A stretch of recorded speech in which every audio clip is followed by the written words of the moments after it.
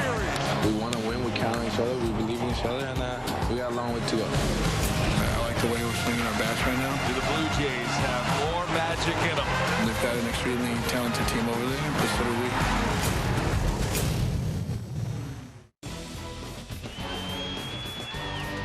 In Cleveland, they've been waiting for this since 2007. A return to the American League Championship Series. And tonight, the Indians play host to the Toronto Blue Jays, who make a return trip to the American League Championship Series, having their season end a year ago at the hands of the Kansas City Royals. It's Game 1 from Progressive Field here in Cleveland. Good evening, everybody. Ernie Johnson along with Ron Darling. You're going to hear from Cal Ripken Jr. in just a second. So, Ronnie, look, American League Division Series, the underdogs in those two series may not have been a big margin, but Toronto was an underdog against Texas, and the Indians were an underdog with a banged-up pitching staff against the Red Sox. So all they did was both of them swept to get here. Let's start with Cleveland. Well, what I love about Cleveland is this sets up real nicely for them. They have the home field advantage. They have their #1 pitcher, Corey Kluber, pitching tonight. They also have a well-rested, lockdown kind of bullpen, maybe one of the best in all of baseball. But when you think about the Indians, I think of their toughness.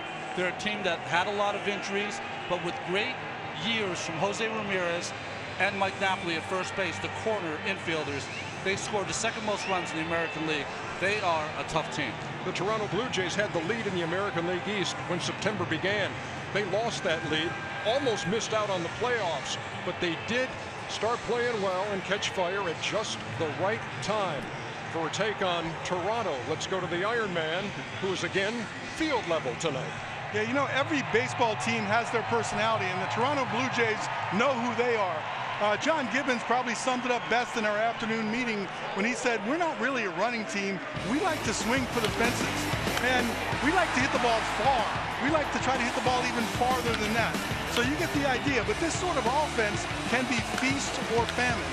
In September, they couldn't have been any colder. They scored the fewest runs in all of Major League in September, but once the calendar turned to October and the playoffs started, they found it again. So they're swinging the bats really well.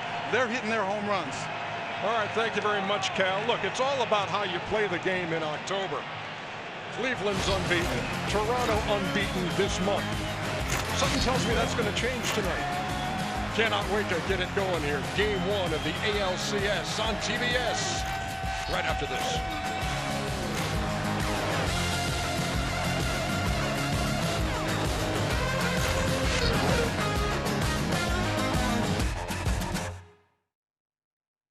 This 2016 ALCS telecast on TBS is brought to you by the Lincoln Motor Company and the exhilarating new Lincoln MKZ.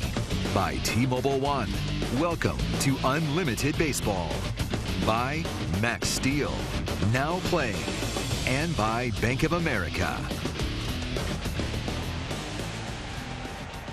Got to the ballpark this afternoon and discovered some breaking news. And to deliver that, let's go down to Sam Ryan. Yeah, Ernie, Terry Francona flip-flopping his Game 3 and Game 2 starters in this series. Trevor Bauer was supposed to go Game 2. Josh Tomlin supposed to go Game 3 on Monday. But because of an accident with a drone this morning, Bauer has to be pushed back until Monday. He cut his finger on a drone. This was his pinky, the top of the pinky. It's bandaged up. He needed 10 stitches this morning. He saw a hand specialist. Dr. Graham looked at it this morning.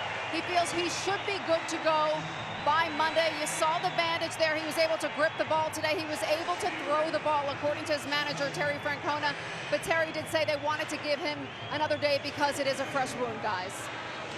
All right, thank you very much, Sam. It was some drone maintenance that Bauer was doing when he clipped the finger.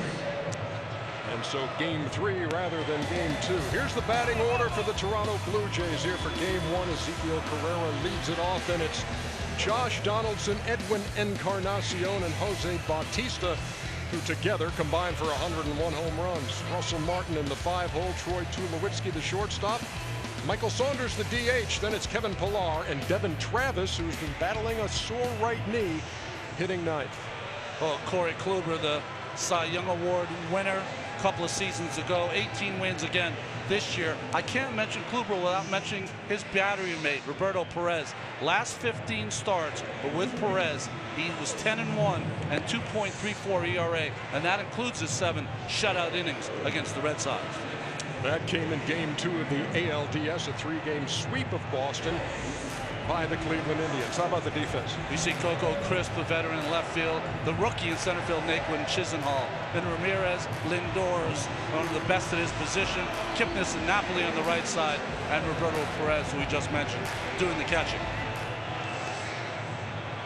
There's Lindor, not only some of the best leather in the league, but you rarely see him without that smile. Gets great joy out of this game, and he's just a kid. Well, here's the Swiss Army knife of the Toronto Blue Jays batting order. Ezekiel Carrera, who's going to lead it off. He will lay down a bunt. He will knock in a run. Every now and then he might take you deep, but he can handle the bat. Umpiring crew tonight: Laz Diaz behind the plate, Jim Wolf at first, Brian Gorman, the crew chief, at second, Jim Reynolds at third, and down the lines, Mike Everett and Jeff Nelson. Mark Wegner is handling the replay duties. Ready to go. Been waiting all day for this. Let's get it going. And Carrera takes a strike.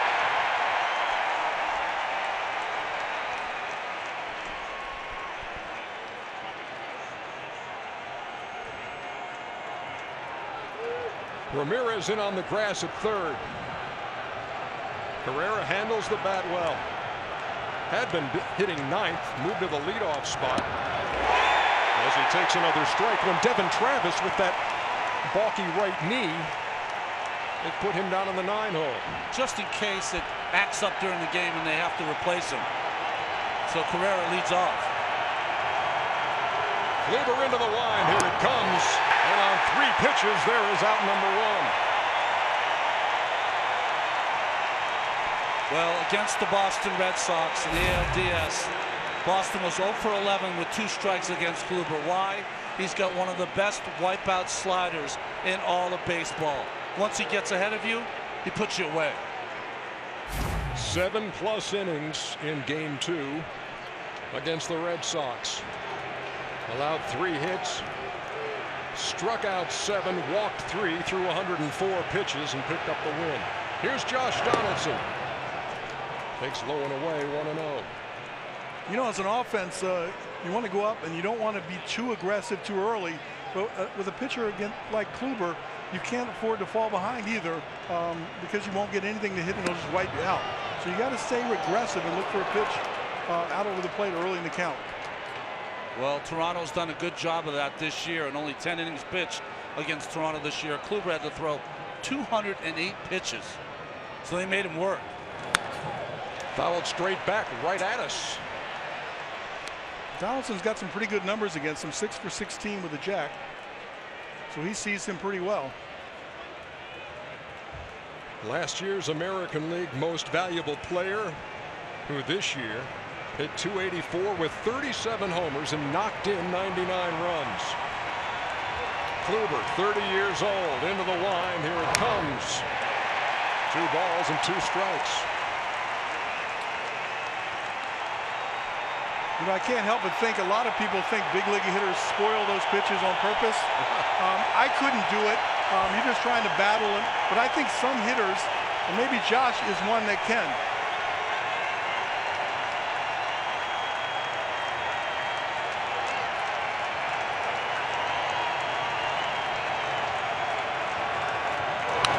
Line drive, center field, base hit. Donaldson rifled it out of the reach of Jason Kipnis at second, and Toronto's got a runner on with 1 out. Yeah, he spoiled and got himself another pitch. This ball runs back and gets a little too much of the plate. Try to throw on the outside corner, and Donaldson hits it right back where it came from.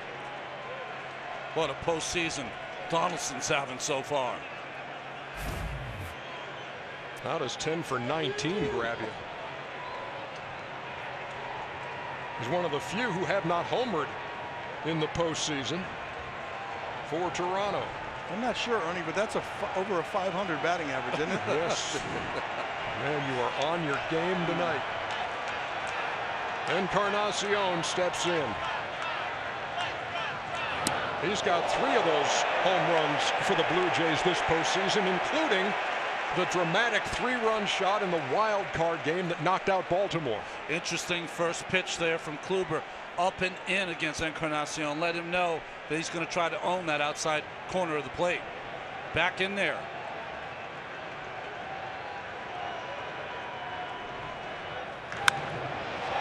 Towering foul ball. 1-1. Dangerous place to go. The 3 home runs that Encarnacion has hit in the postseason have been down and in. So if you go in, it better be upstairs. Toronto has hit 10 home runs in this postseason. 8 of those came in the sweep of the Texas Rangers.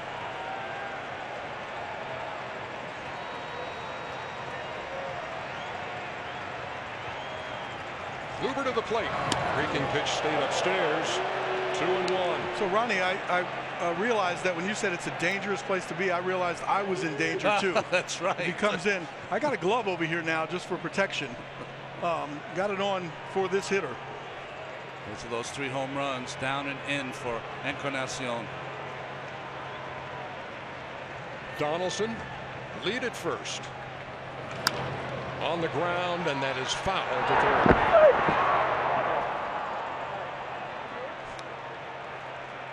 Iron Man, okay. Whose glove is that?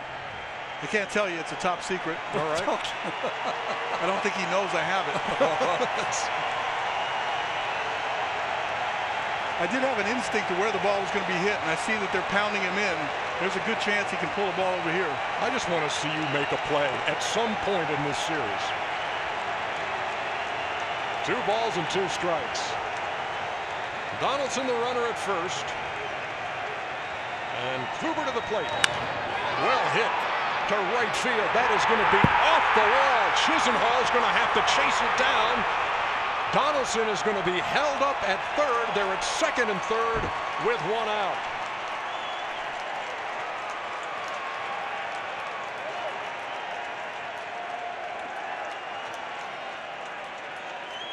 Boy, interesting choices on both those pitches, Cal. Thought he would go with breaking pitch, stayed with the fastball. Yeah, he got it out over the plate again. This was an absolute missile to right center field. And the ball hit the bottom of the wall and kind of stuck, which I thought would give Josh Donaldson a chance to score the run. But they recovered really quickly, got the ball in, and forced him to stop at third. Yeah, Chisenhall was all set to play the carom, positioned himself that way, and the ball just hit there like a shot put. Here's Bautista. 2 runners in scoring position, and the Blue Jays have been lethal in this postseason with runners in scoring position. Bautista takes a strike. Here's what we were talking about right here. The ball comes towards the wall and just hits the base. It kind of pinches itself and stays back towards the wall. Chisenhall reacted very quickly to it and got it in. Remember, Donaldson's been battling a bad hip the entire second half.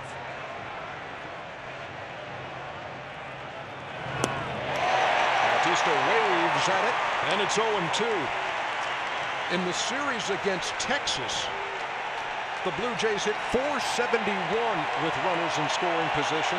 They're .478 in this postseason, and an early opportunity here in Cleveland.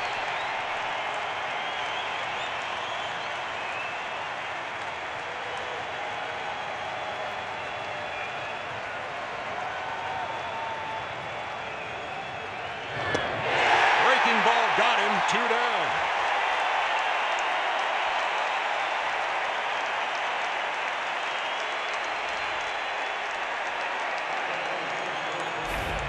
Well, this breaking ball is as good as any right-handers in all of baseball.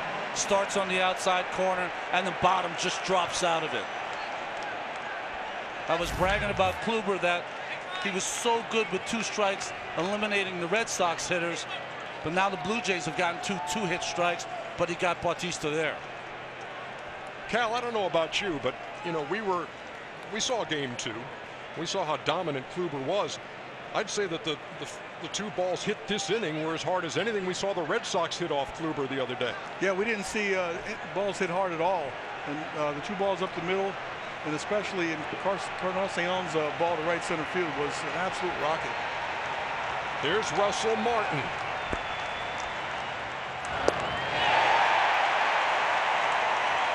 Martin is only 2 for 10 in his career against Kluber. Both have been home runs. In fact, 2 of his last 7 off Kluber have left the park.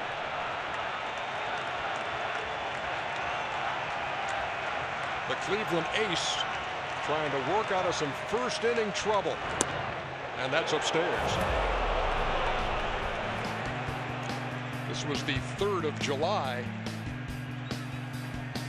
in Toronto as Martin went deep. Played an interesting season series this year, these two teams. Had a 19-inning game. That was a 17-1 Toronto win at one point. The veteran catcher takes a strike. It's 1-2. Every pitcher is only as effective as their fastball command. Kluber had it against the Red Sox, and he had it on that pitch to Martin.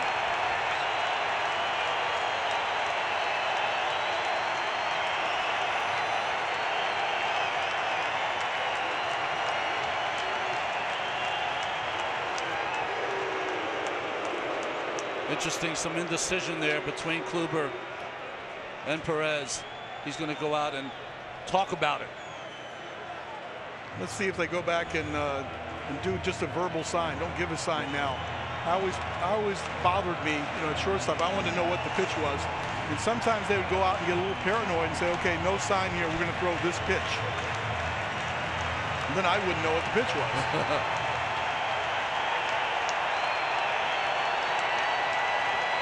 Exactly what they did. The 1-2 just did stay alive. And we'll do it again.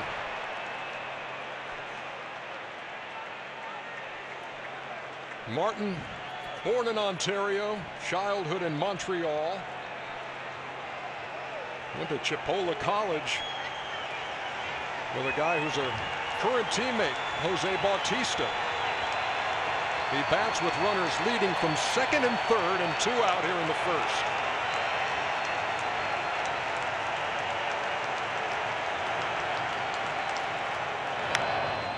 Dribbler up toward first. Easy play for Napoli. Toronto threatens, but the Blue Jays do not score in the first.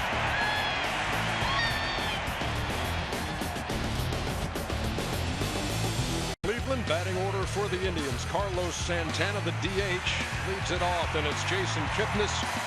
Lindor in the 3-hole. Mike Napoli hits cleanup, then Jose Ramirez, the third baseman. Lonnie Chisenhall's the right fielder. Coco Crisp hits 7th. Tyler Naquin, the rookie, hitting 8th, and Roberto Perez, the catcher, batting 9th.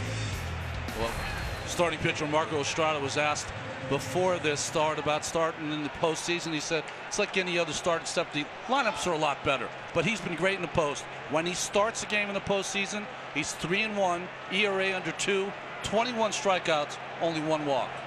Carlos Santana steps in, switch hitter, takes down low 1-0. Well, Estrada got the start in Game 1 of the ALDS. The day when the Blue Jays went and punched the Texas Rangers right in the kisser. 10-1 in the opener in Arlington. Set the tone for that series.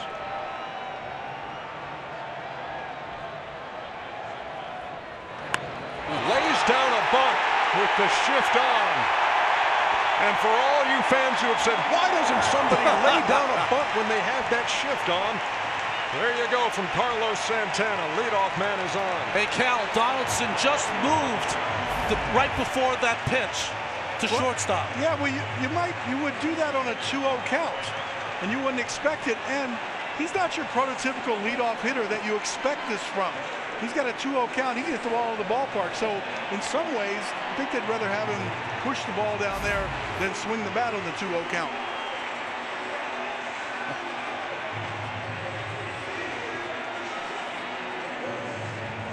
Here's Jason Kipnis.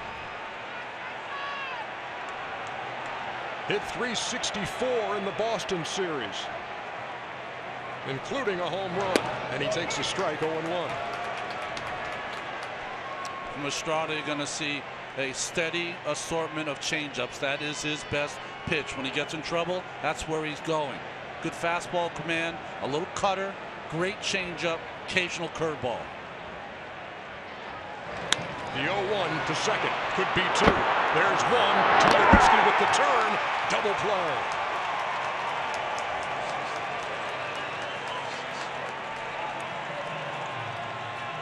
Real interesting turn by Troy Tulowitzki right here. This ball was a little bit too far out.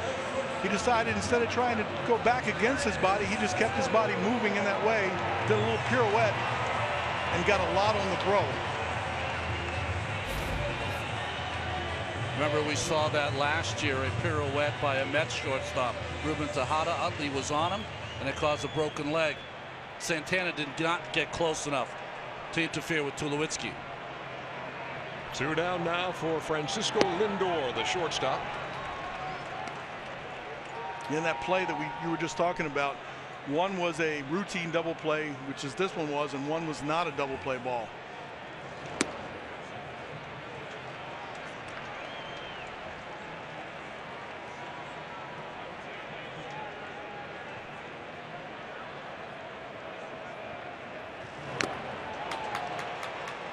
Lindor, just 22 years old. He was born in Puerto Rico, moved to the States, played his high school ball in Florida.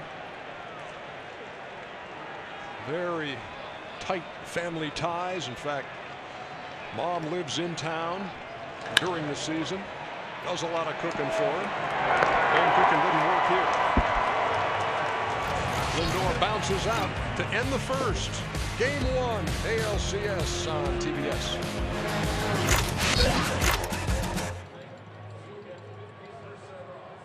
Look at the art of performance presented by Jaguar. How about Game 5 last night in Washington in the Dodger-Nats series, and Clayton Kershaw. No, he's not going to pitch. No, we won't see him. Got the last 2 outs for his first big league save, and it put the Dodgers in the National League Championship Series against the Chicago Cubs. Kershaw had 3 shutouts on the season, or 3 shutouts, and that led baseball. Johnny Cueto had 2. Guy on the mound tonight, Corey Kluber, led the American League with a couple.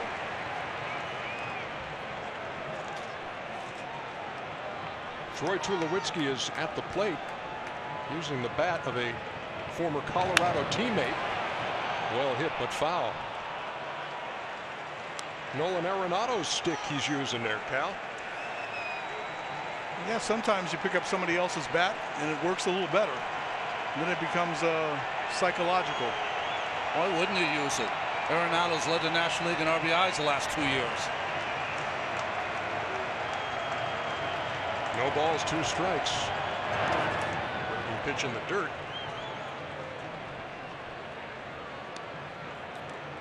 Kluber has battled a little bit of a leg injury. He's tried to use a sleeve on it. That was too restrictive.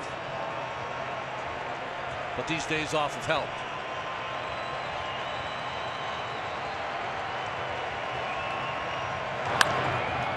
Grounded toward short. Run down.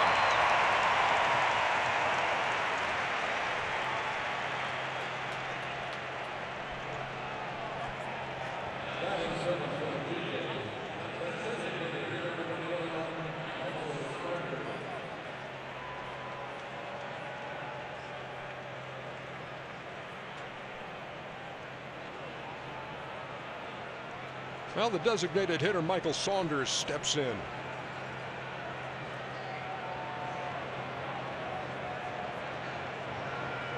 He's 3 for 8 in his career against Kluber, and fouls that off at the plate. 0-1.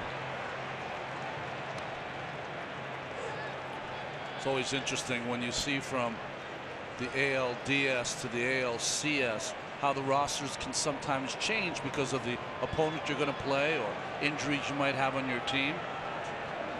But Saunders has done much of the DHing against right-handed pitching.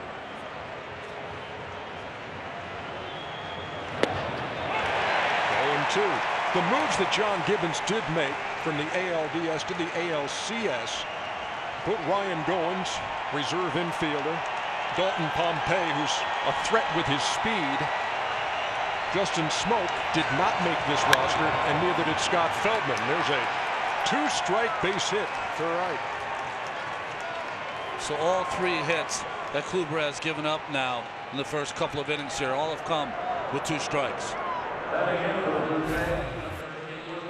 Well, that was a breaking ball, and it just kind of hung up in the strike zone. It's for a left-hander, it's coming into him, and it's not as a wipeout pitch as against the right-hander, but he just left that up with the plate a little bit too much. So 3 hits given up in an inning and a third by Corey Kluber. Now here's Kevin Pillar, the center fielder.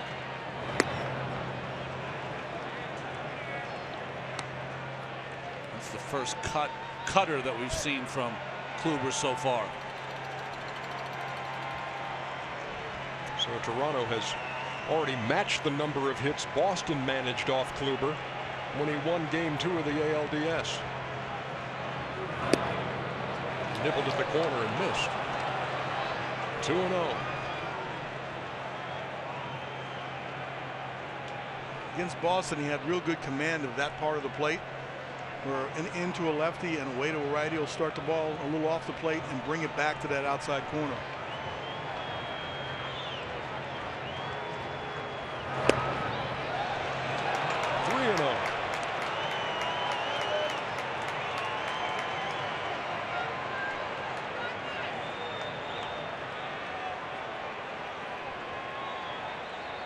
Saunders the runner at first after a 1-out single. Pillar waiting on a 3-0, and that's over 3-1. Pillar hit .266 this year, but was held to 2 for 16 so far in the postseason. Led the Blue Jays in hitting with runners in scoring position this year. Here's the pitch, and that missed, and they're at first and second with 1 out. On the wild card win for the Toronto Blue Jays against the Baltimore Orioles, they got a lot of production from their 7th, 8th, and 9th place hitters. That game, it was Saunders, Pillar, and Carrera. It's Travis in the 9-hole today.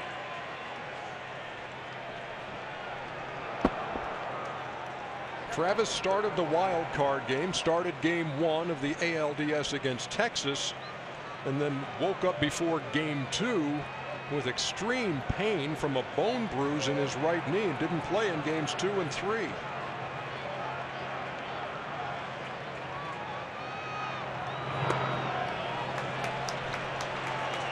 He was the only Blue Jay to hit 300 this year, right on the button.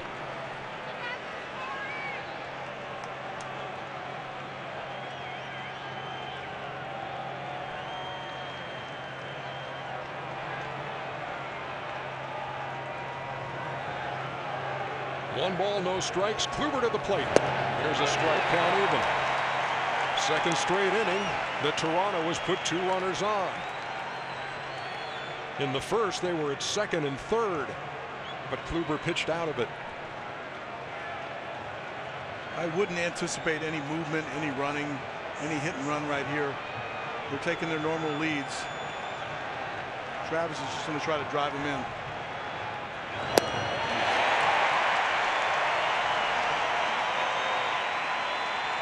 Breaking pitch pretty filthy, isn't it, Cal? Yeah, I was just trying to think. That's a bigger breaking ball, 82, 83 miles an hour. Has a lot of break and some downward late break.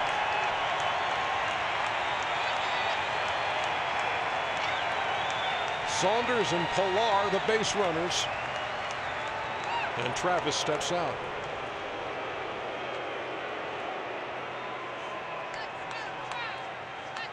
Travis has only grounded into 6 double plays this season, but you were saying because of the bone bruise in his knee, not moving as well.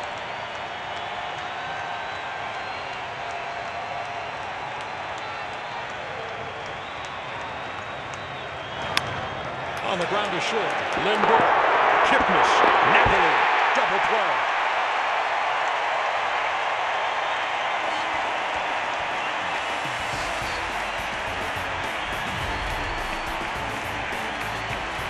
Six, 4, 3, end of threat.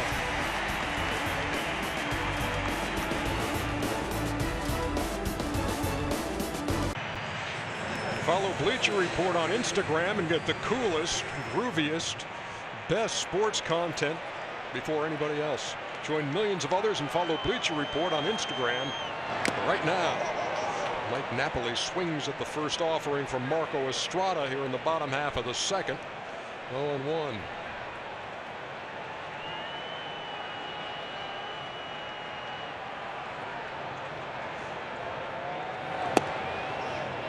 Talked about Estrada and that great changeup he has. He's not afraid to throw it. I mean, there are some pitchers, Ronnie, I guess as you go back down through the years, who would say don't overuse it, really want to hold on to it and use it strategically. He'll throw it a third of the time. He will, and there it is right there at 76 miles an hour. In his start against the Texas Rangers, they were 0 for 13 against that changeup. 0 for 13. It seems like he wanted to make a statement with his fastball here early in the game. Get him thinking fastball and then drop the changeup on him. There it was again, back to back. When you ask hitters about facing Estrada's changeup, they say it's unlike any others. Usually you can see a little side spin, a little sink spin. His just has reverse spin, or seems like it does. The 2-2 over to first, and Carlos takes it himself, one down.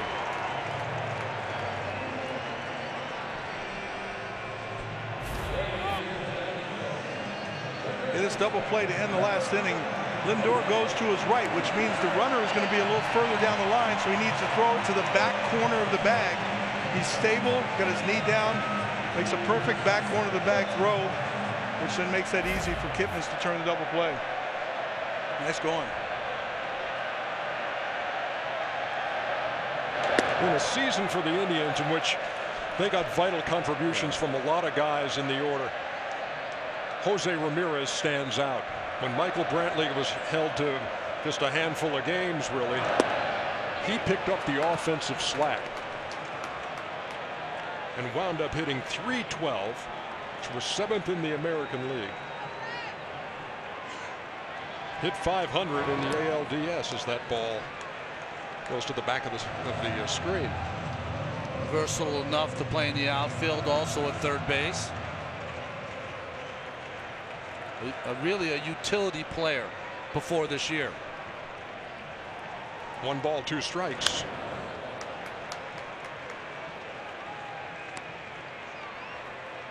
Estrada is interesting to watch. He works very quickly, but his motion is very slow, very deliberate. To second and right at Travis. 2 up and 2 down here in the second. So if I'm scouting Estrada in the dugout, I'm seeing a lot of fastballs, a lot of takes on the plate, almost to give you a false sense of feeling that you're going to get a fastball. And that might be his strategy first time through the lineup, just to give the impression that he's going to use the fastball a little bit more. Be interesting to see when he gets to the second time around, because he's not throwing a changeup a third of the time now. Here's Lonnie Chisenhall. That is a foul ball. Just missed the chalk and left. Last time Chisenhall played in this ballpark, game 2 of the ALDS, he hit a 3-run homer, his first home run off a lefty this season, and it hit off the plexiglass right in front of the camera next to the foul pole in right field. 3-run homer that electrified this place. Grounded up the middle, base hit.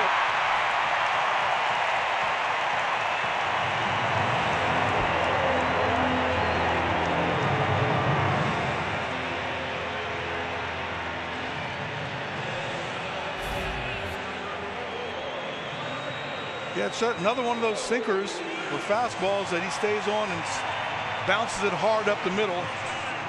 Just happened to go in the right place for a hit. Interesting the way that second baseman Devin Travis kind of pulled up on that baseball. Here's Coco Crisp. Huge two-run homer at Fenway in Game 3. To right field, right at Bautista. We head to the third, no score.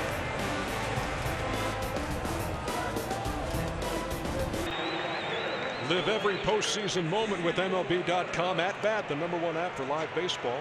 It's the only place to get it all. You get live radio feeds, you got video highlights, you got pitch tracking, StatCast. How much more could you want? Download At Bat today. We head to the third. Top of the order for Toronto. Blue Jays have had 2 runners on in each of the first 2 innings, but have not scored. Ezequiel Carrera leads it off. Good chance he's going to be swinging early. He felt like he didn't get his swings in this first at bat. He was ready to swing. Took 2 pitches and struck out.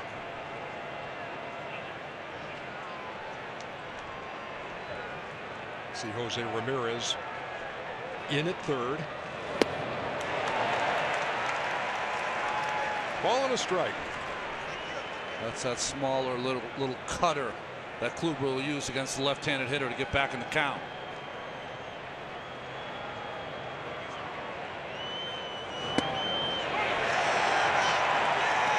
Did you see Laz Diaz with his hand? He told Carrera that ball came back over the plate. So the cutter before, and then this fastball two-seamer comes back over the plate.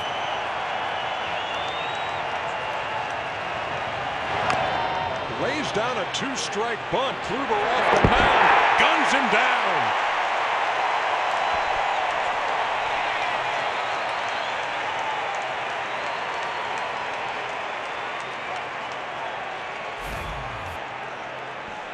Kluber looks like an infielder right here. A surprise bunt with 2 strikes. He's got to keep that fair or it's going to be an out. Goes over, bare hands it, and gets rid of it extremely quick. Nice play. I mentioned earlier that he's had the quad problem, so making those athletic plays a little tougher for Kluber, but he looked perfect on that play. What a surprise bunt from Carrera.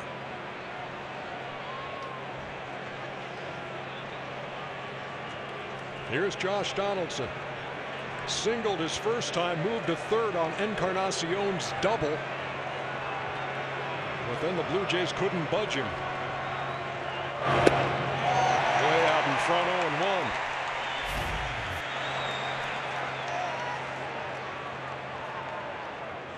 0-1. Barehanded, had that right foot set. And we know about his arm, able to get it there in time. Popped him up. Lindor wants it. 2-0.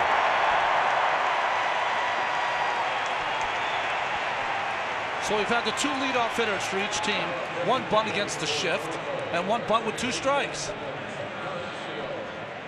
Well, Carrera, you could come in knowing that he's going to square or bunt, especially with a guy on third. They've done that successfully. But the defense, you got to know who will try to get on with a bunt. And every game that we've seen, he's actually squared around and attempted it at least once. Let me go ahead and tell you, this guy will not be laying it down. Encarnacion takes a strike on the corner, 0-1. Now the cat and mouse game, you know, he tried to use fastballs inside. He beat him on a fastball to stay over the plate. Starts him off with a breaking ball on the first pitch. 3 Indians on the left side. 0-2.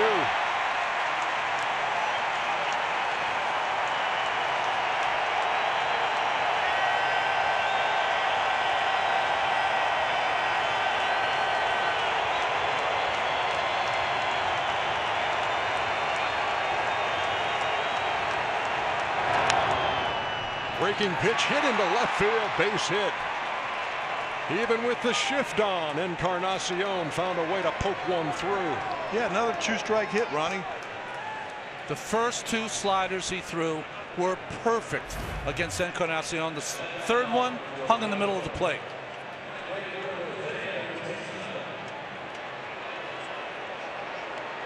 It's almost one that just didn't break or backed up a little bit. Stayed on the inside corner. If you're Kluber, you got to be happy that that's only a single. It is the 4th Toronto hit. Kluber allowed 3 against Boston in Game 2. He struck out Bautista his first time. Joey Bats up there with a man on and 2 down in the top of the 3rd. Inside.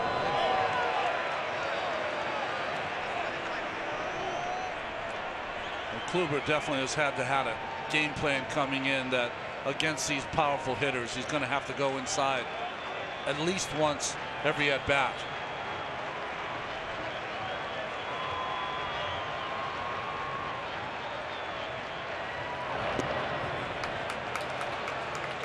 Missed again, 2-0.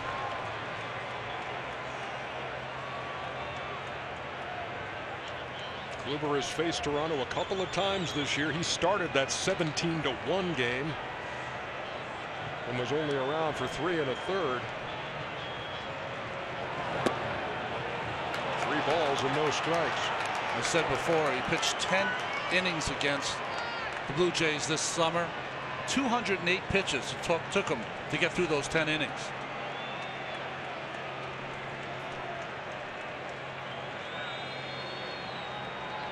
Encarnacion with a lead at first.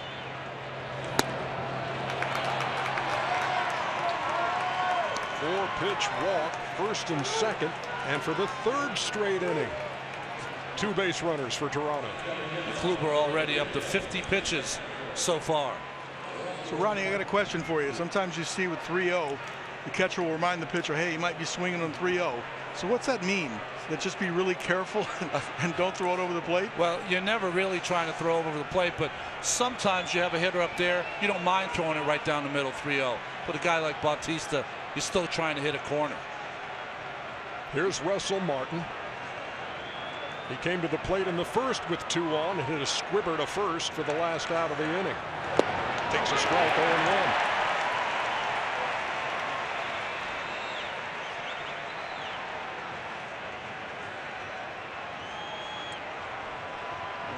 Martin's not hitting a lot in this postseason. He hasn't hit a lot in his career in the postseason.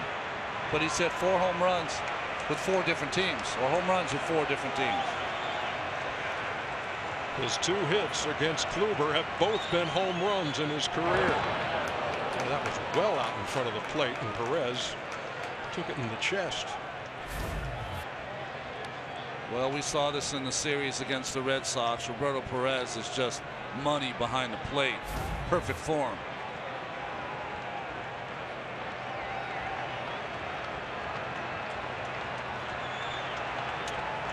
Encarnacion is the runner at second. He's singled. Jose Bautista drew a walk.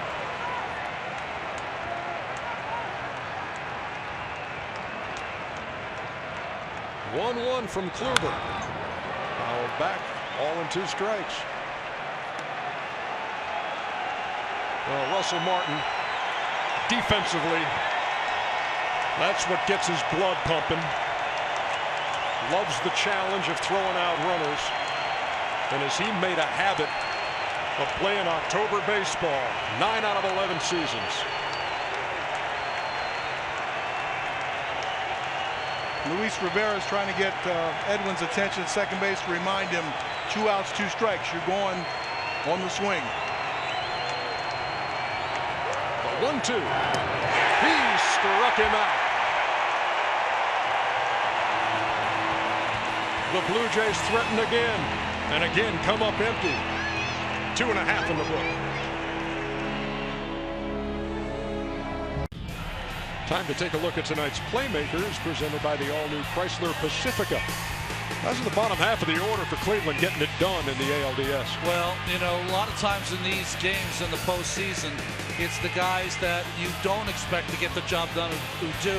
Tyler Naquin's hit huge against Clay Buchholz in that game. Have to remember Coco Crisp laid down that good bunt to move the runners along. Here is Naquin. There is Crisp, who hit the home run. Here's Naquin, who had struck out 3 times. in his postseason baptism, and then delivered that 2-run single.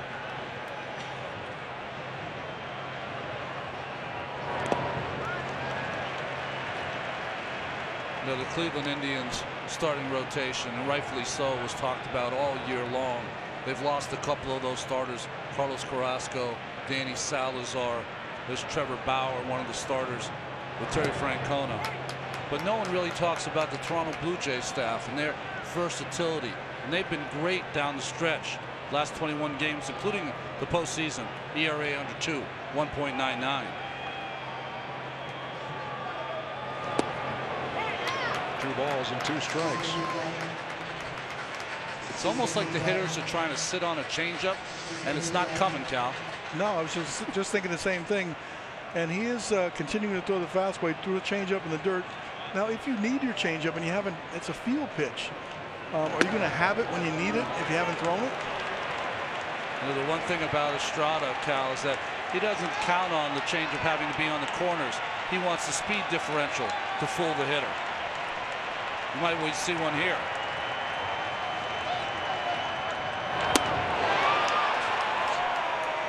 One down here in the 3rd. Moments ago, Sam Ryan speaking with Blue Jays manager John Gibbons. John, you're getting runners aboard, doing so with 2 strikes. What do you like about the at-bats? Well, you know what? We got a pretty good approach. We got some hitters. You know, we're a power hitting team, but we have some very good discipline too. And you know, Kluber's one of the better in the game. You know, when he gets into trouble, he's always got that great breaking ball in his back pocket. Marco comes into this start on 7 days rest. What are you seeing from him? I think he looks good. You know, I mean, if anything, that's what's given him trouble a little bit in the past. But he looks like he's on tonight as well. This should. You figure it's going to be a low-scoring game because both guys are pitching really well. Thanks, John. Thanks, yeah. And you know what we're seeing, Ron, too? We're seeing 2 pitchers. Yeah. We're seeing guys who think their way around out there and use their arsenal. Kluber's been a little more hittable than we saw him in the Boston game, but still has kept Toronto off the board. And Marco Estrada just recorded his first strikeout. That's the great part of the game, and that's why it's called pitching and not throwing, is that at some point you can have a guy who throws 88 as the highest, 89, be just as effective as a guy who throws 93 or 94. 2-0 was fouled back.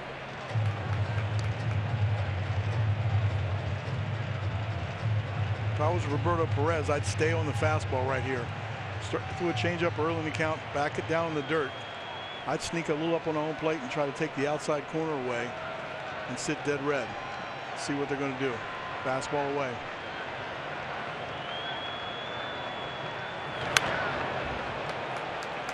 Estrada's record this year was only 99, but he had 5 games this year that he started where he only gave up 1 earned run and had 5 no decisions in those games.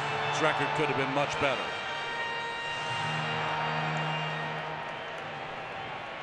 Once upon a time, he was with the Nationals. They drafted him in 2005, but he was waived and the Brewers claimed him.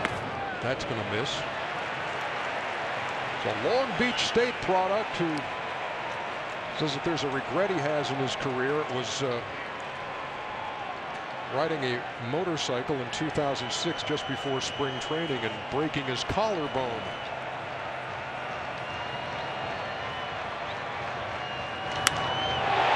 In the air to center field, but Pilar has plenty of room for out number 2. So 2 times Estrada has got to the 3-2 count on the first 2 hitters.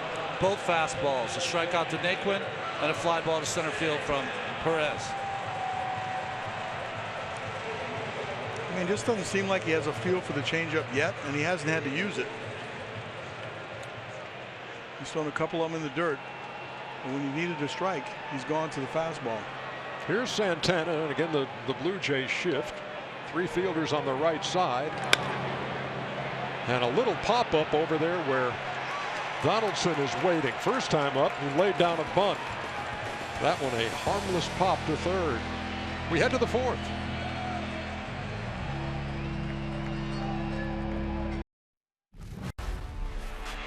Don't miss the Blue Jays and the Indians. Game 2 of the ALCS tomorrow, 4 o'clock here on TBS. Pregame starts at 3:30. It's presented by the all-new Chrysler Pacifica. Of course, the postseason show follows it.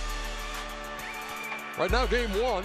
Who's going to break through here? We're going to the top half of the fourth, scoreless. Corey Kluber's going to a well he doesn't want to revisit too often. He's allowed 2 runners in each of the first 3 innings. But Toronto has nothing to show for it as Tulowitzki takes a strike 0-1.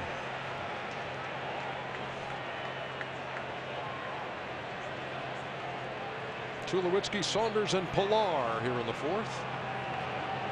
And quickly Kluber, the 2014 Cy Young Award winner, ahead 0-2.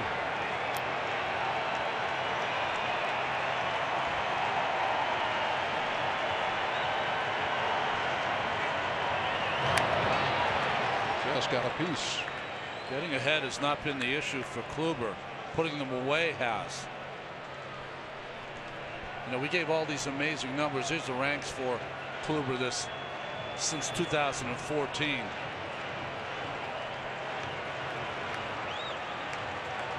First in strikeouts, 741. Cy Young year, he struck out 269. Tulowitzki bounced out to short his first time. He takes low and away. That's the cutter with the shorter little breaking ball. He used that a couple of times on Troy this at bat, and also brought the fastball back to the outside corner. Here's the bigger breaking ball, the slurve. Fooled him, 1 down. Moments ago, Sam Ryan with Indians manager Terry Francona. Terry, Corey's working himself out of jams in 3 straight innings. What are you seeing from him? Yeah, there's been some traffic, but I mean, he's throwing a lot of strikes. They've gotten their hits, you know, 0-2, 0-2, 1-2, and 2-2. So he's really got good stuff going. He just made some pitches he left over the plate when he's been ahead of the count, but then he's had the ability, as you've seen, to pitch out of it. We see the ability. We also saw that fielding play by him. Any issues with the quad that are you seeing? Oh, he's actually in a really good spot. And you can see, I mean, by the way he got off the mound, by the way he's pitching, he feels pretty good physically. Thanks so much, Terry. Sam. Thanks to Sam and to Tito. No balls, 1 strike. And Saunders waits on Kluber. No balls and 2 strikes. First thing Terry Francona had to do when he got to the ballpark today was, well, he had to talk to us and he had to talk to the rest of the media separately. And the first question, obviously, about Trevor Bauer. And if you're just joining us,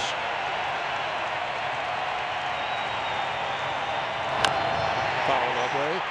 The game 2 starter, Trevor Bauer, has now been moved to game 3 for Cleveland because he sliced the pinky on his pitching hand while doing some maintenance on the drone maintenance on the drone. So he'll pitch game 3 instead of game 2. Not to drone on about that story, but here comes the pitch. Well hit to left. Saunders' reputation as a good 2-strike hitter. He's done it twice in this game, and on this one just took that into left field for a base hit. Cali got ahead of him with fastballs and again hurt by the breaking ball. It was a really good piece of hitting. Tried to bring the backdoor breaking ball in to the outside corner, and he just stayed on it. You got to wait a long time to hit that breaking ball the opposite way. All 5 hits now with 2 strikes against Kluber. And here's the number 8 hitter, Kevin Pilar. He drew a walk his first time. Kluber has walked 2. There's a strike. You know, it's really good observations from Francona. Just talking about you know, making some mistakes with 2 strikes, but really his intuition, his view of you know, his players psychologically or even physically. He has a real good handle on each one of his players.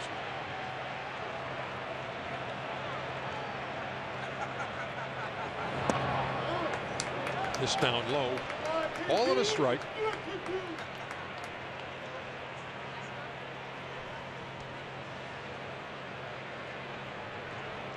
Luis Rivera just gave a lot of signs to Pilar at home plate, and he was going really fast. Many times when you go that fast, nothing's on.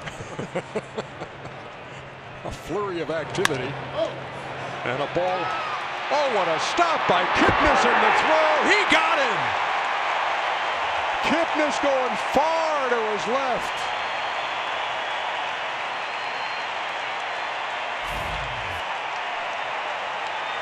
We're talking about really far to his left. Many steps and a dive all the way out, but this is a great part of the play. He gets up really quickly and turns around and fires a dart to first base.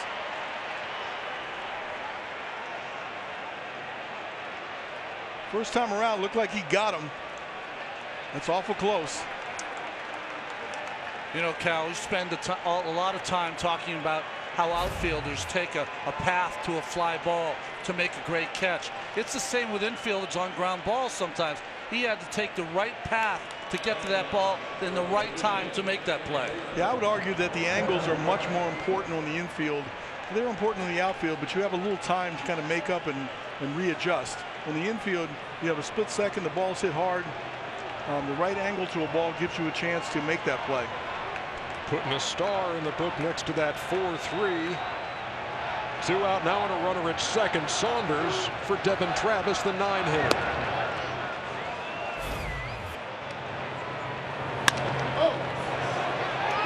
The 3-hopper. Wow. Great range, great dive, but even better stand up and throw. With something on it.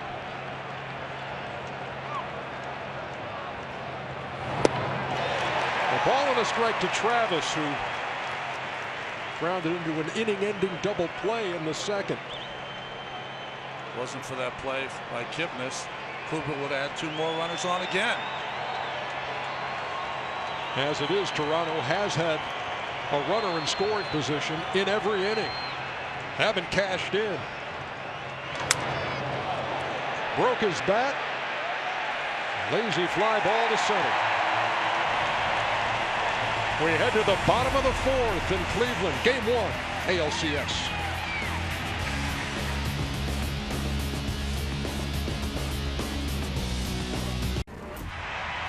Let's take a look at StatCast, powered by Amazon Web Services. How about this play by Jason Kipnis? Covering some ground. Making the play with a strong throw to first. 33.6 feet, is that right? Did you have it .7? Here's Kipnis, who made that great play. Takes inside, 1-0. Well, Estrada's innings compared to Kluber have been a walk in the park so far. But second time through the order, see if we'll see more changeups and curveballs. There it is. Had him way out in front, hit the ball right on the end of the bat, which many of the bats are cupped and they break that way. You can see it right there in his hand.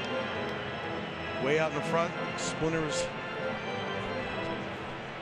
the bat right from the end. Well, Kipnis has a new stick.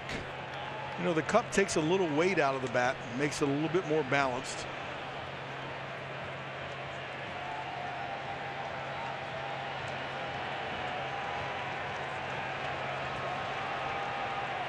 Estrada to the plate. A ball and 2 strikes. Kipnis grounded into a double play his first time after Santana had led off the bottom of the 1st with a surprise bunt up toward 3rd, while Toronto had shifted 3 infielders to the right side. But Estrada really makes the hitters seem like they're a yo-yo. They're in between, swinging at that slow pitch at 77 miles an hour or behind on the 88-mile-an-hour fastball. So true.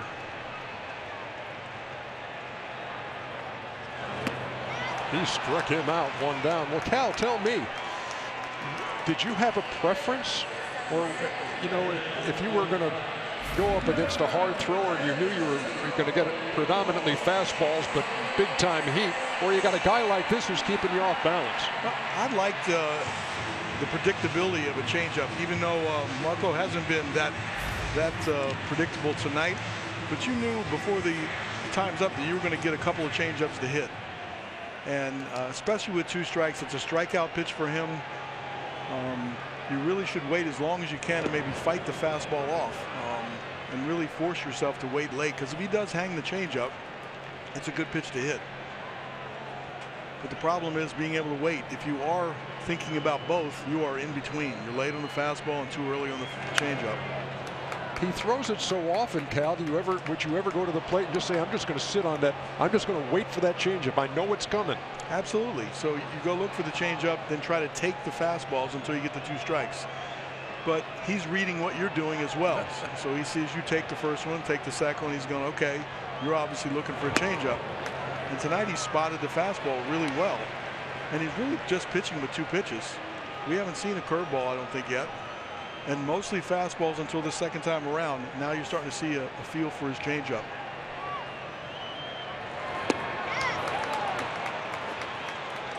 Two and two.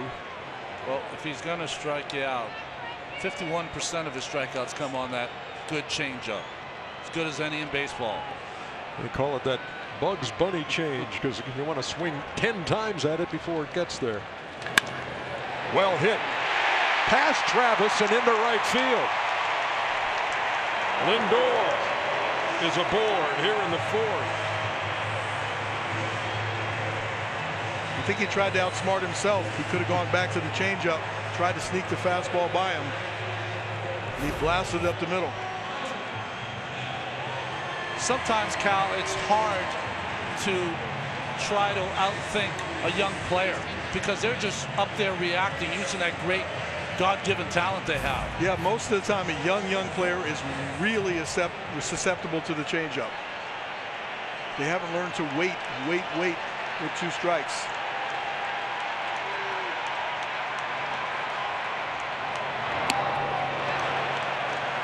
One ball and no strikes. One of the rallying cries for this Cleveland team. Not only believe land, as you see on the shoes of Lindor, but party at Napoli's. And he's at the plate here in the bottom of the 4th.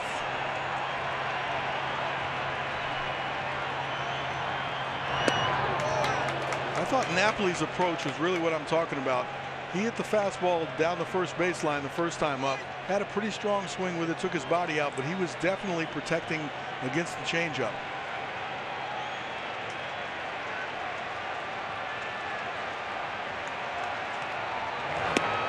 Way out in front. Estrada was asked about the running game of the Indians and their speed. He says, listen, I just try to get rid of the ball as quick as I can to home plate, so I have complete confidence in Russell Martin's arm. Lindor had 19 out of 24 in the regular season. Fly ball left center field. Not going to carry. Carrera makes the play. 2 down.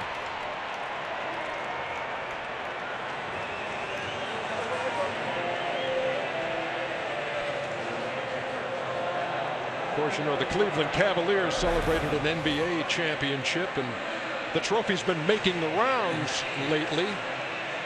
And there's a photo op with the Indians, who hope to make it to the World Series and end a drought that's been since 1948, when they beat the Boston Braves to win it all.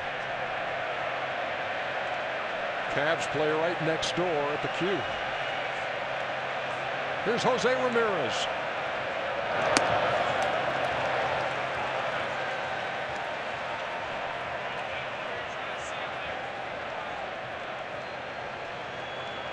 Indians have 3 hits, have not had a runner in scoring position yet.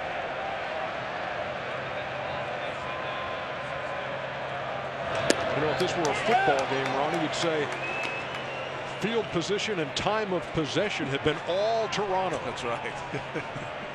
They're the ones with the base runners in scoring position. They're the guys who have been threatening. But we're still scoreless in the bottom half of the 4th. Lindor is timing him pretty well. That was a pretty good pitch to run on. Even though they haven't stolen a lot of bases in the postseason, they have that capability. He almost took off on the 1-1 pitch.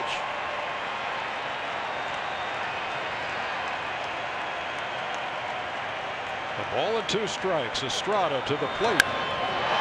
In the air to center field. Pilar backpedaling. And that does it for the Indians in the fourth. We head to the fifth. 0-0.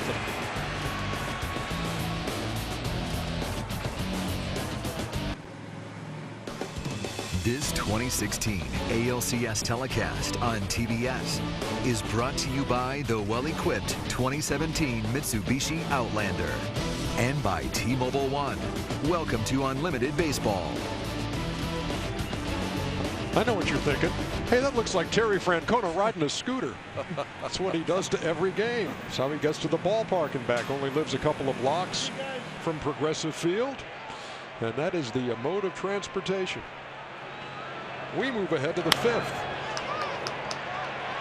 Lindor throws out Carrera, who is swinging at the first pitch. 1 down. Talk about a guy who could use a 1-2-3 inning, Ronnie. Well, nice to see that. 1 pitch, 1 out there with Carrera. 70 pitches so far for Kluber. 115 is his high this season.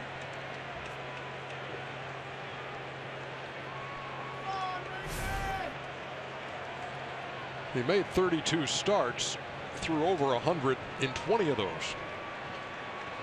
And here's Donaldson. Singled in the first, popped to short in the third, and takes a strike 0-1. It's always a dilemma when you're the second hitter and the first guy makes the out on the first pitch. You think, man, I really want to swing at that, but I better take it. Tried to check his swing, but could not. And Jim Wolf down there at first. That'll be one of the easier ones he'll ever have to make. Well, a big leg kick and loses control of the bat.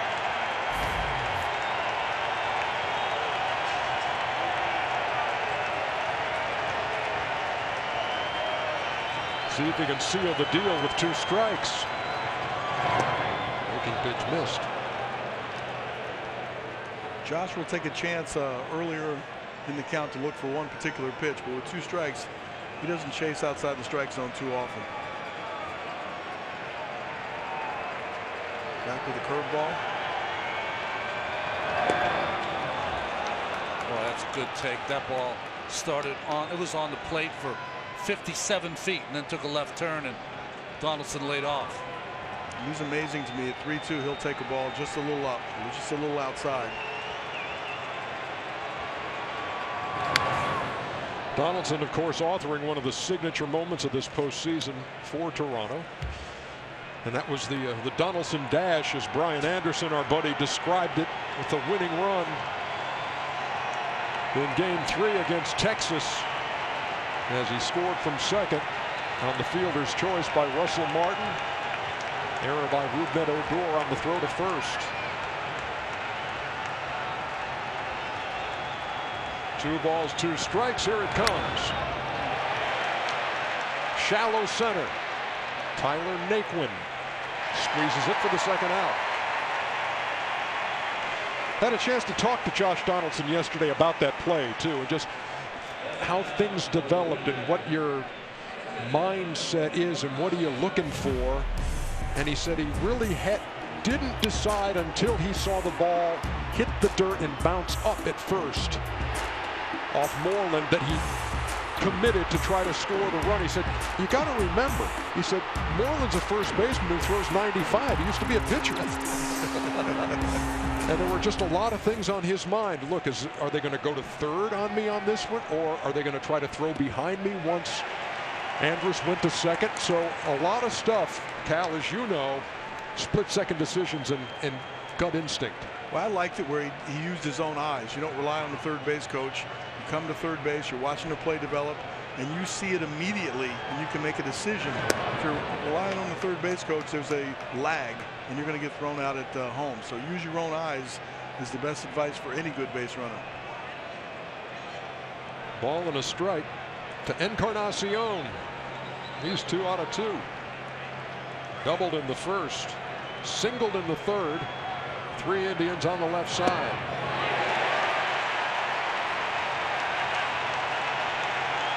That's a tough pitch right there. That fastball that comes back to the outside corner.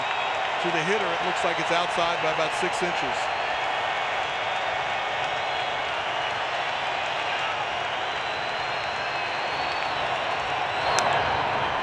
Tap back to the mound. There's that 1-2-3 inning for Corey Kluber. We head to the bottom of the fifth.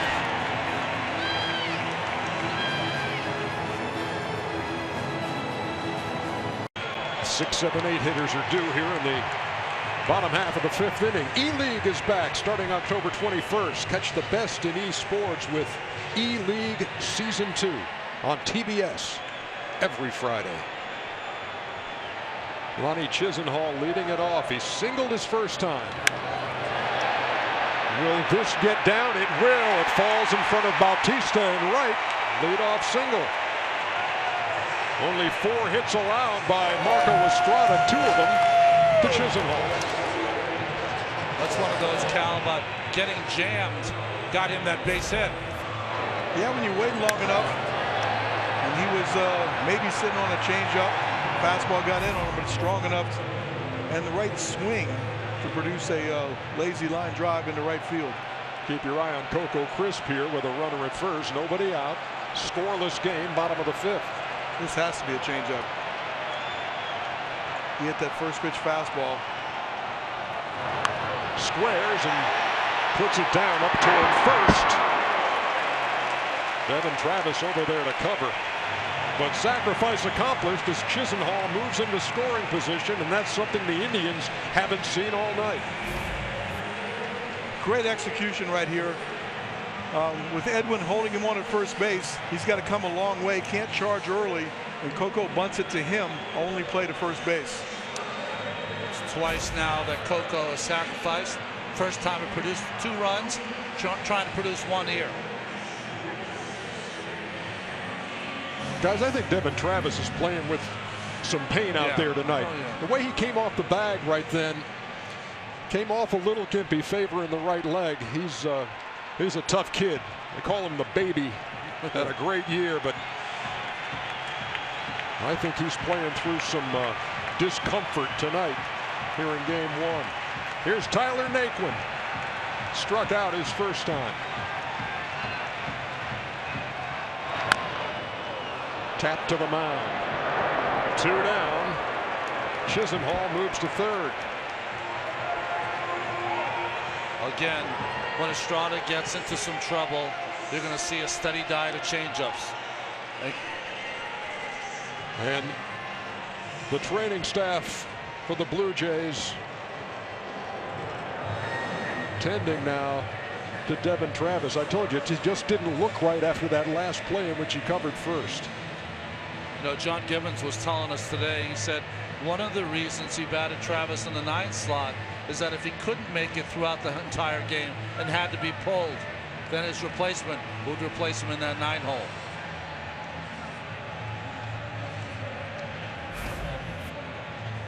Here's the play in which he covered first on the bunt. Watch how he comes off.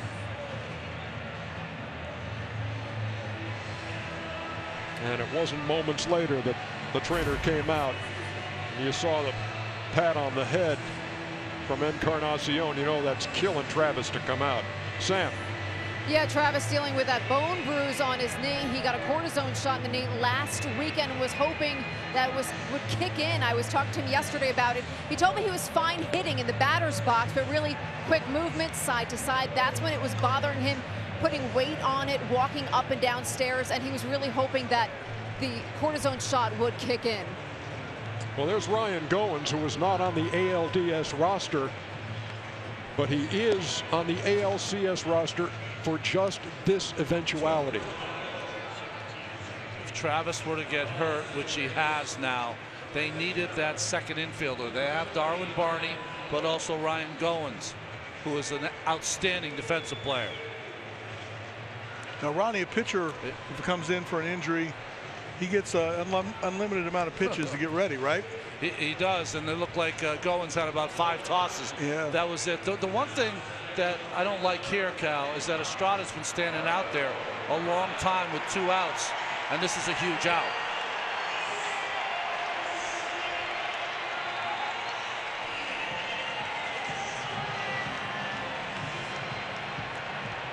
Perez had a pretty good at bat off on the first time.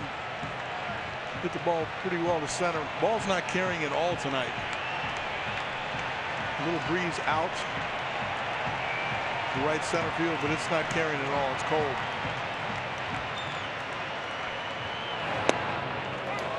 Strike called on the corner to Perez. Lonnie Chisenhall, the runner at third. He singled to start the fifth. They bunted him over. He went to third on a grounder back to the mound.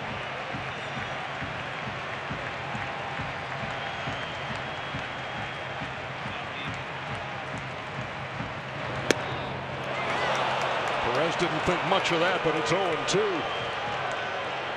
Boy, 2 change-ups. That one could have been up and outside. That's a curveball. Curveball. Yeah. Take that back.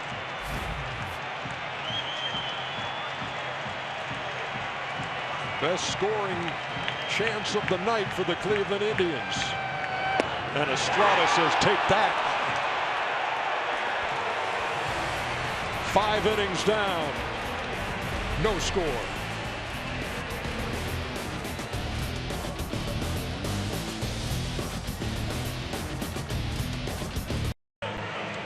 Time for Records and Milestones presented by Jim Beam. Drink smart. The drought's in effect. 4 teams remaining. Last World Series championship, 08 for the Cubbies, 48 for the Indians, 88 for the Dodgers, 93 for Toronto when they won back-to-back. Look at 93 compared to 08. That's not like a drought. That's more like, hey, it hasn't rained this afternoon. That's Jose Bautista leads it off and takes a strike from Corey Kluber. Top half of the 6th inning. We are zipping right along here in Game 1 of the American League Championship Series.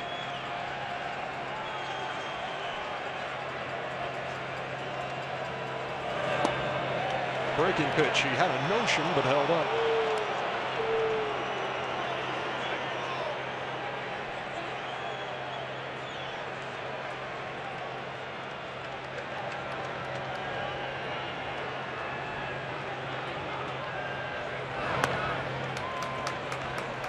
Cal, give us an idea down there. I mean, temperature-wise, comfortable or?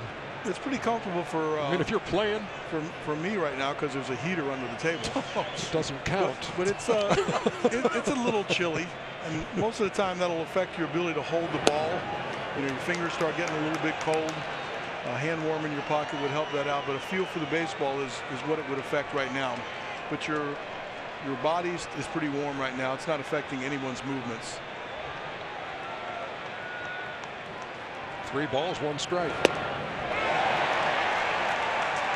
Estrada on the bench in between innings. He's got that softball in his hand, holding it out in front of him. You know how hitters put the donut on the bat to make the bat feel lighter? Well, you hold the softball to make that baseball seem smaller in your hand when you go out to the mound. Something you used? I never used it. Kluber battles back and gets a called 3rd strike, 1 down. Well, Cal, it seems to me like Laz Diaz, the strike zone, just opening up a little bit for both pitchers now with this breaking ball to Bautista. Yeah, he was pretty tight before. That breaking ball looks like it starts on the outside corner and breaks off a little bit.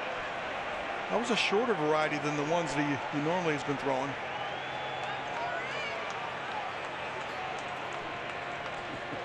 Jose's like, I can't hit that ball. I've heard that on the bench many times. Russell Martin is 0 for 2. Takes a strike. Kluber is the first pitcher against the Blue Jays in the postseason to get an out in the 6th inning.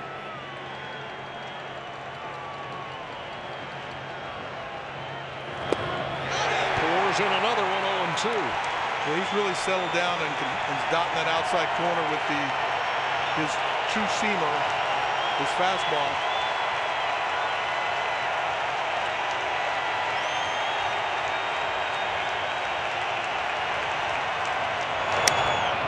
Just reached out, hit it to second.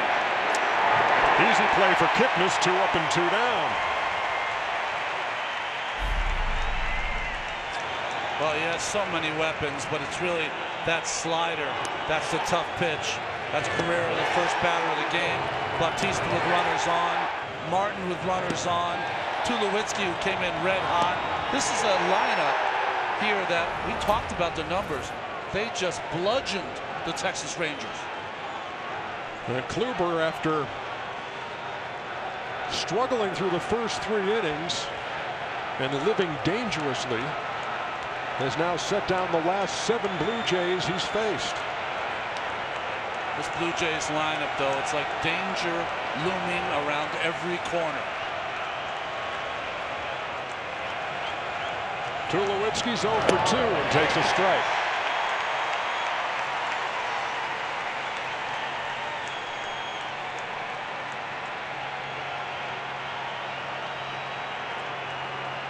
He's thrown 90 pitches. And he's ahead 0-2. He's really mixed his pitches well with a number of the hitters, but especially with Tulowitzki. When Tulowitzki's thinking breaking ball, he gets a fastball. When he's thinking fastball, he gets a breaking ball. And now he's down 0-2 and just has to guard against all of them.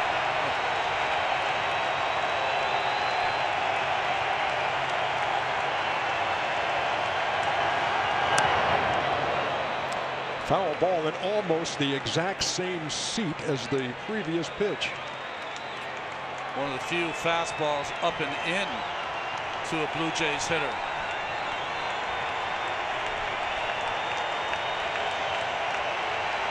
So if you're trying to read what he's thinking right now, he's way late on the fastball. Would be right on time for a hanging breaking ball.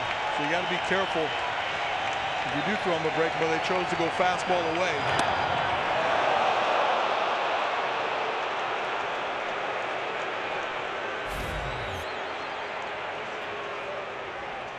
I think that fastball's up. Good call by Diaz. Our strike zone has it as maybe catching the top of the strike zone. Staying with the fastball. Lined into right field. 2-out hit for Tulowitzki. Really good at bat. He earned that. Fought off a couple tough pitches. Waited a long time, and the fastball got out over the plate. And he was able to line it into right field. Well, we tend to always think about this Blue Jays team as a home run team, and they are. But now they've got 6 2-out hits against Kluber. That's just flat out good hitting. And it brings Michael Saunders to the plate, who's 2 for 2. Showed you those Toronto fans a moment ago. They travel well. Took up some hotel rooms here in the city of Cleveland for this one. They really support him.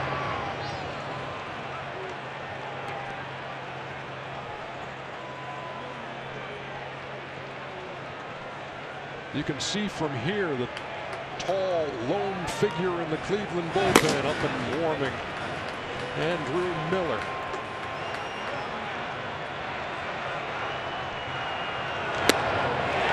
Tied him up. Ball and a strike.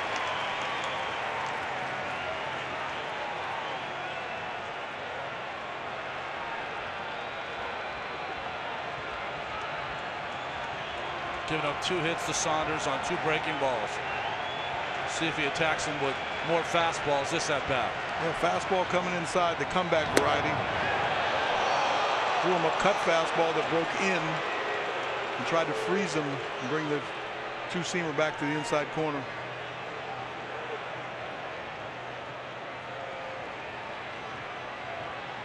Bautista struck out.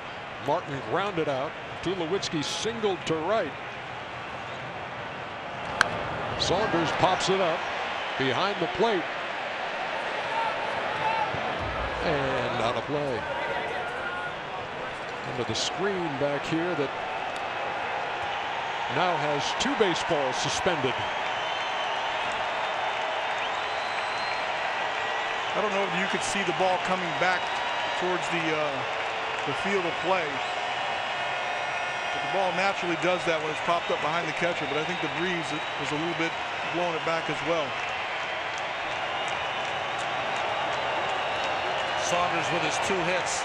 Now 5 for 10 off Kluber.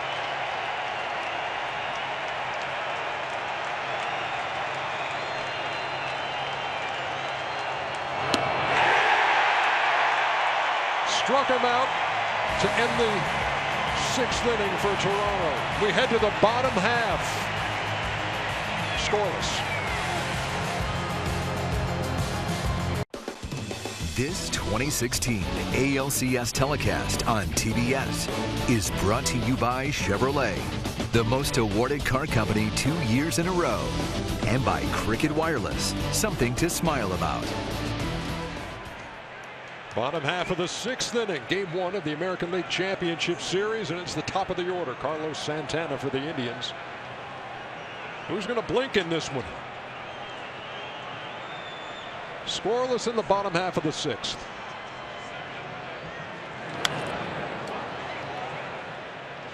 Quickly, Estrada ahead 0-2. Oh. You gotta give the bat some love, whatever it takes.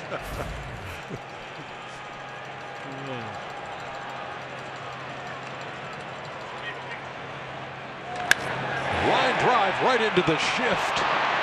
And that's a big-time play by Goins, who came on as a defensive replacement for Devin Travis. Cal, he just sold out there with his body.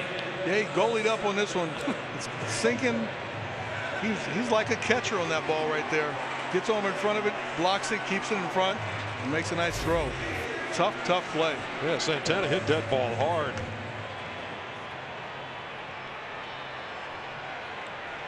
Well, here's Jason Kipnis. Let's see if Tito's got some magic.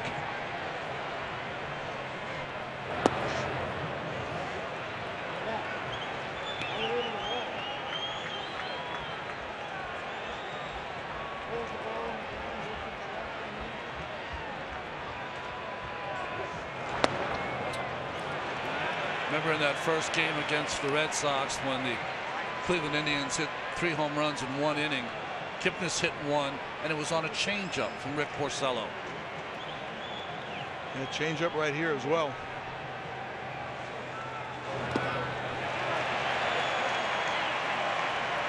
Three balls and no strikes to the Indians' second baseman. Estrada's the kind of person you want to swing 3-0. Yeah. Might be the chance that you might get a fastball for sure. Just cover all the plate. Taking all the way, 3-1. 3-1's a changeup count for him.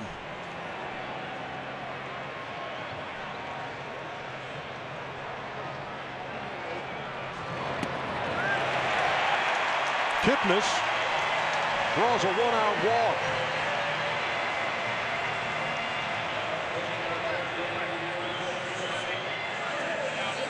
May not have been exactly the idea Terry Francona had when he planted a kiss on the bat, but he'll take a base runner here in the 6th. And you look at the way these teams scored, and here we are in Game 1, and they're locking horns, scoreless. I don't think it's the time off that's caused the offense to cool. I think it's the pitchers making good pitches tonight. Here's Lindor, who's 1 out of 2. Hit the ball hard as last time. If there was a pitch you'd be 100% sure there was going to be a changeup, it was that one. After the base hit on the fastball last time up.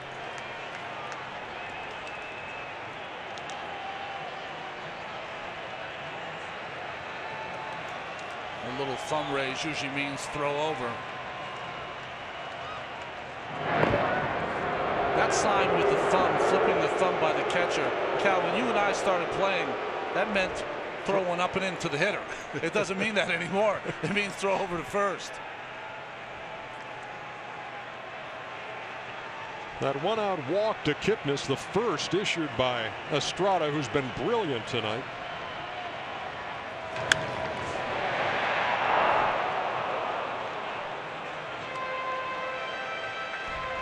Now that's a good adjustment, because waiting for the changeup and then gets the fastball. You could tell he was late.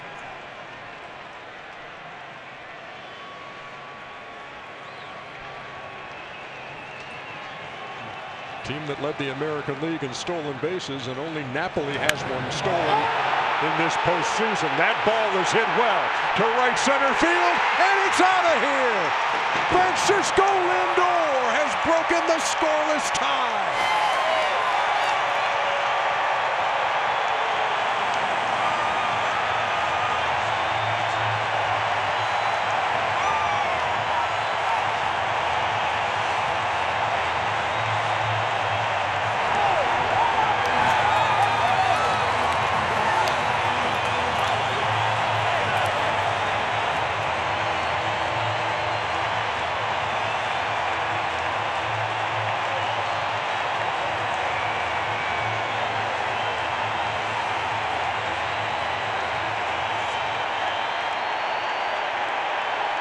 That ever-present smile never broader than right now. Lindor makes it 2-0 Indians. And I believe it was a changeup. We talked about making the adjustment, swinging late on the fastball. This is the changeup, 76 miles an hour down the plate, and he was all over it. We were talking about Cal, the ball's not traveling, but travels when it's hit like that. Yeah, he put a charge in that one. 1-1 to Napoli.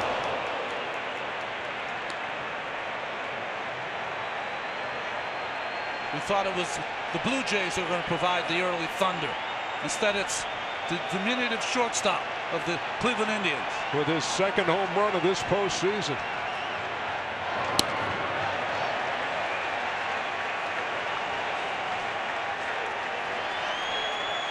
Joe Biagini up and throwing in the Toronto bullpen. They've gotten to Estrada here in the 6th.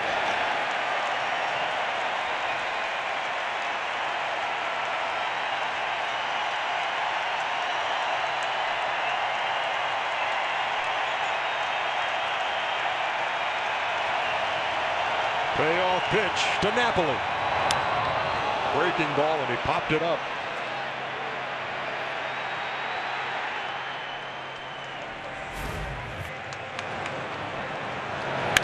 Here's another look at Lindor.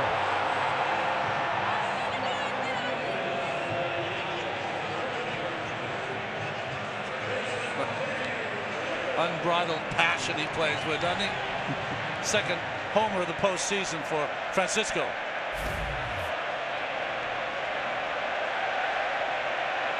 Here's Jose Ramirez.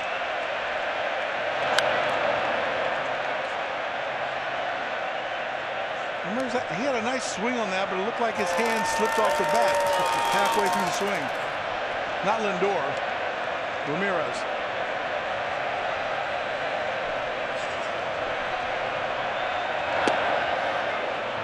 Estrada jumps out ahead 0-2.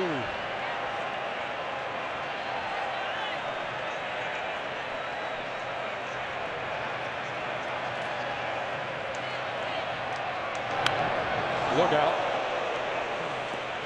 I thought you were talking to me. I was watching the screen then. But that's the kind of ball you can get hit on over here. And again, that's the read. They got to go fastball again away with that sort of swing. But they went change up. Well, he struck him out to end the inning, but not before the Cleveland Indians broke the scoreless tie, and they did it with the long ball. The 22-year-old got every bit of that one.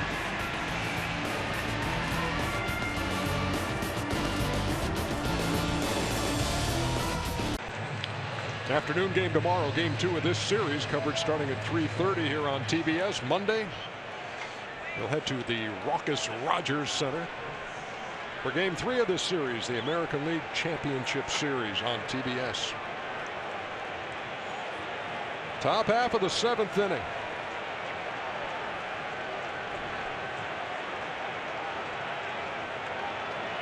Kevin Pillar leads it off against Corey Kluber.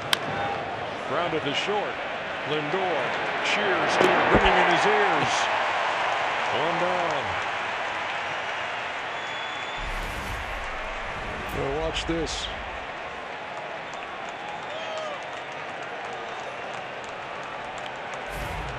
maybe the guy who caught the home run from Lindor. Like he hit the lottery. So which one caught it? Boy, listen to the hand for Corey Kluber, who pitches into the 7th inning.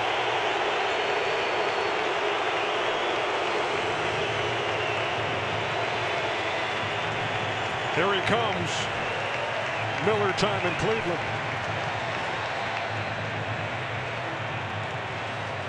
Look at this scene as the pitching change was made, and Corey Kluber's Indians teammates, everybody with a pat on the chest or a high five for a real gutty, grinded out effort. I mean, it's one of those games that could have gotten out of control for him early. Had a lot of traffic on the bases, but kind of gutted himself through those first few innings and threw great the last couple.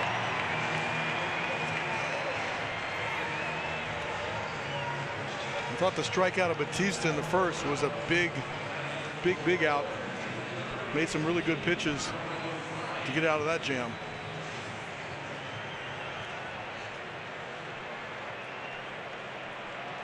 Darwin Barney will pinch hit for Ryan Goins. Goins came into the game when Devin Travis had to leave as that bone bruise on the right knee flared up again on him. Barney got a couple of starts in the ALDS against Texas when Travis was hurting.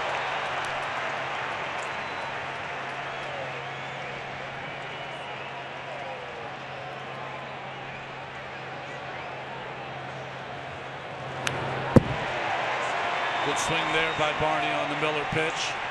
We're talking about a 6'7" left-hander who throws 98 miles an hour with a wipeout slider. And can go a couple innings if you need to. Never given up an earned run in his postseason career.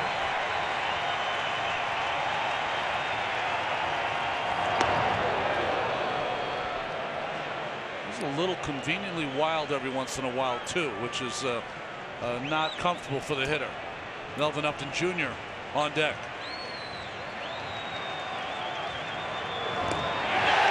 Tried to check. Strike 3. 2 down.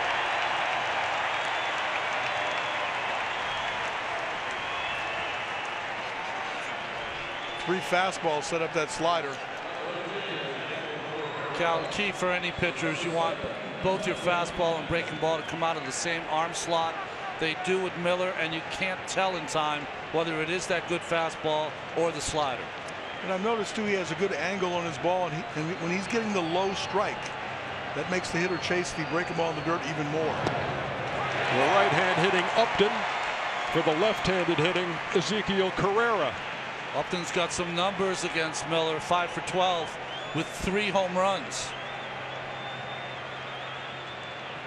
That is some numbers.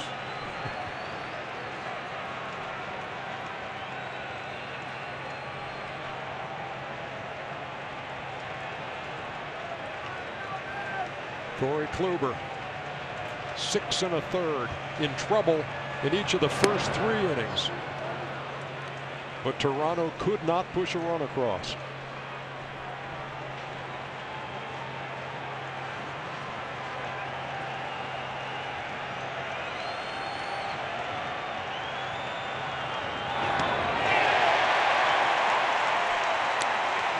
A ball and 2 strikes.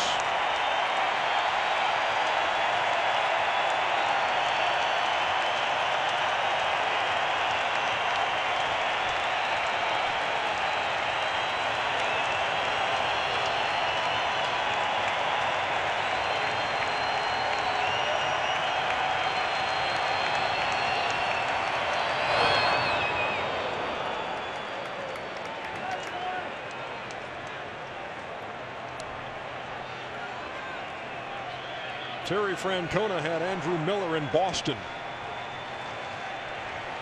The guy he has here in Cleveland, one of the most dominant lefties in the game.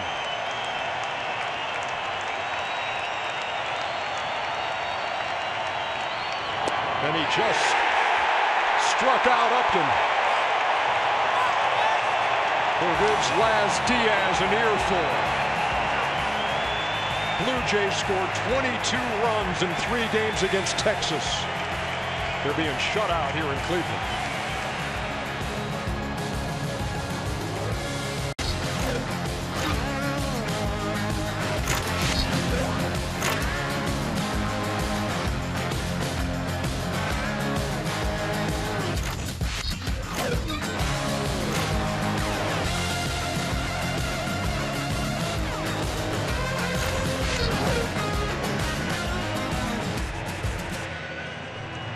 Tonight's game summary is presented by Geico. Middle of the 7th inning. 2-0 game. Indians with the lead over the Blue Jays. Ernie Johnson, Ron Darling, Cal Ripken down on the field. This has been a terrific game right now. I mean, it's been seen great pitching. Guys just deadlocked until one mistake by Estrada and Lindor made him pay. Yeah, just to change up. This is where stars are born in October, and the 22-year-old Lindor showed what he can do. But it was the big walk by Kipnis before that, and of course the gutty performance by Kluber, who was just outstanding, despite having all that traffic early in the game. First 3 innings, Toronto putting runners on, 2 in each of those innings, and then Kluber able to pitch around it, then settled into a little bit of a rhythm and went 6 1/3. Andrew Miller finishing up the 7th. You look out on that mound now for Toronto, and Marco Estrada still out there. And he'll face Lonnie Chisenhall, who has 2 of Cleveland's 5 hits. Well, in his great start against the Texas Rangers, left-handed hitters were 1 for 12 against Marco Estrada. Tonight, the Tribe have 5 hits by their left-handed hitters. Chisenhall right through the hole in the left. He's 3 out of 3.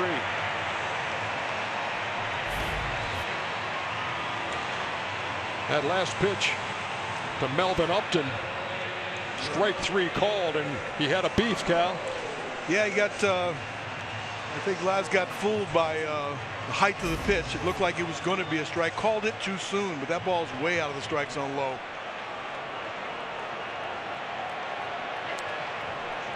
Well, in the 5th inning, Chisenhall led off with a single. Coco Crisp bunted him over. Here in the 7th, Estrada to the plate, and well, he's going to go to first. Wanted to see if Crisp was going to give himself away. You know, because I think Toronto believes Crisp is going to bunt, and he bunted earlier. If I was Terry Francona, I'd let Crisp swing. At least 1 strike. Donaldson creeping in at 3rd. Crisp squares and takes a ball. 1-0.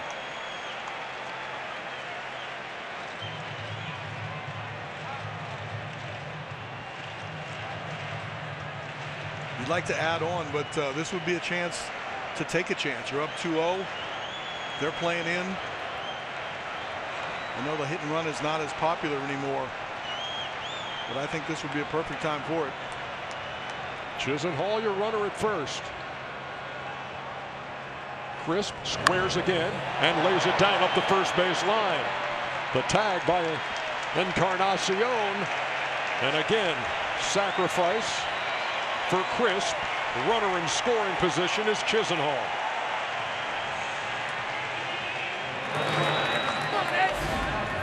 Well, this is one of the great things of the game, isn't it? You acquire veterans late in the season. You don't know how they're going to help you. And Crisp now has laid down 3 sacrifice bunts and then a 2-run home run at Fenway Park. In the playoffs, in my opinion, it's all about the finer execution. Doing all the little things right. Coco is that kind of player. There's the rookie Tyler Naquin.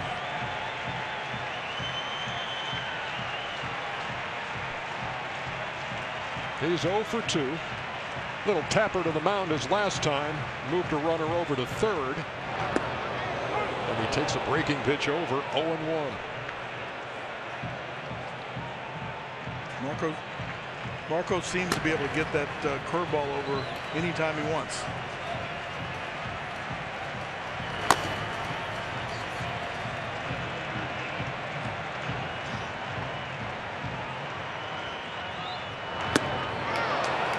Fooled him 0-2. You look at that action in the Toronto bullpen, it reminds you of that old kids cartoon show that used to be on it. It's Be a Genie and Cecil.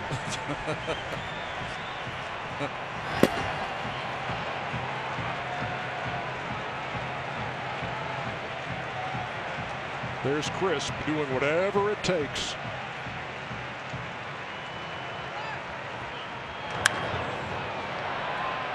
In the air left side and out of play. Shows you how this postseason can break your heart. Estrada, if you looked at the game, Estrada had a much easier go of it than Kluber this entire game. And he made one bad pitch to Lindor. And he's behind.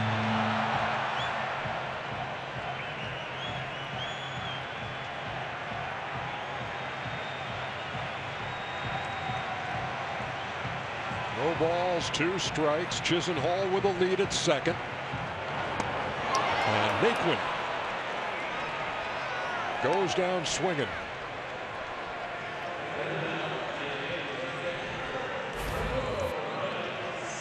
See the changeup grip.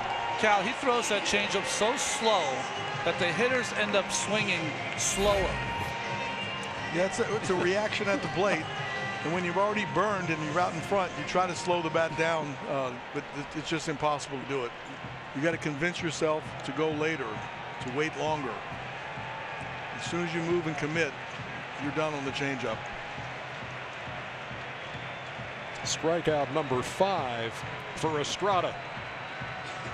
And here is Perez, who struck out his last time. In the air to center field. All kinds of room out there for Pilar, who squeezes it for the 3rd out. We have played 7 innings in Game 1 of the ALCS. And the Cleveland Indians lead it 2-0.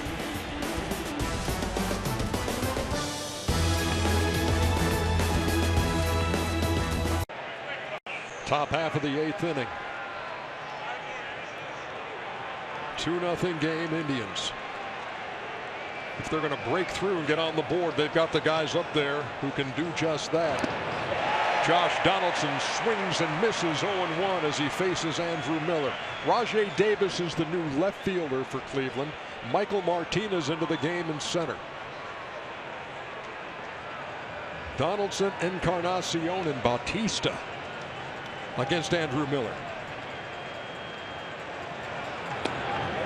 And quickly the left-hander out in front, 0-2. Donaldson is 1 for 3, singled in the 1st. Got as far as 3rd, but was stranded there.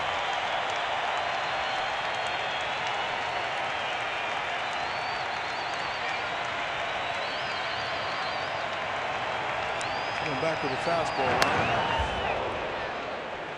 Reach back for a little extra. I know he hit 95. But he's been pitching at 92, 93 so far. He's probably got 3 more miles an hour he can get to.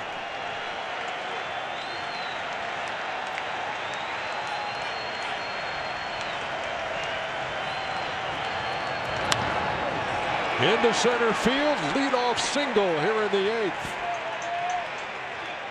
Miller had struck out the first 2 hitters he faced, but Donaldson reaches. And that brings the tying run to the plate. Edwin Encarnacion.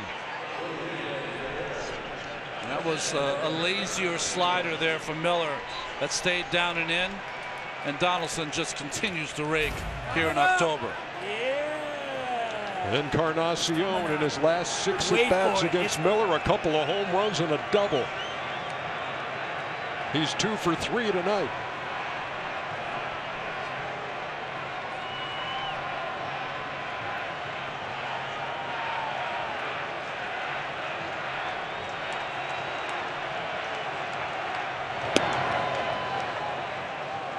In the 1st, Encarnacion hit a ball in the gap. Looked like he hit a 4-iron, and it landed like a medicine ball Runners were at second and third, but the Blue Jays could not take advantage.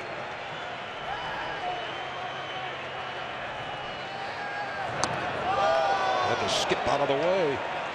2-0.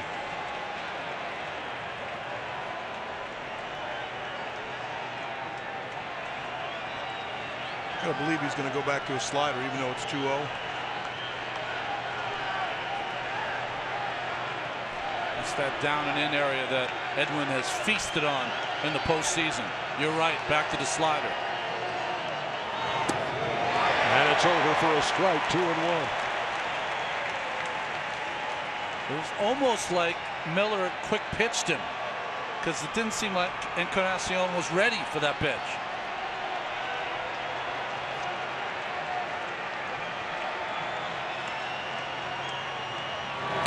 Look out! The bat goes flying into the stands over the dugout.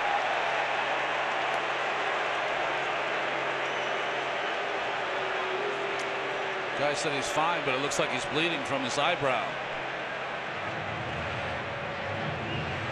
Yeah, he is. Let's hope he's all right.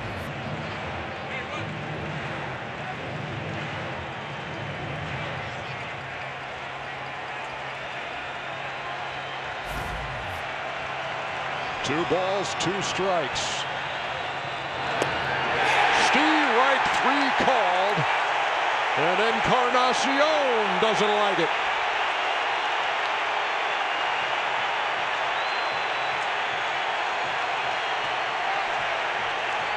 Now, you can't argue balls and strikes, but you think the home plate umpire give a manager a little more latitude in a postseason game, and he does, to Gibbons.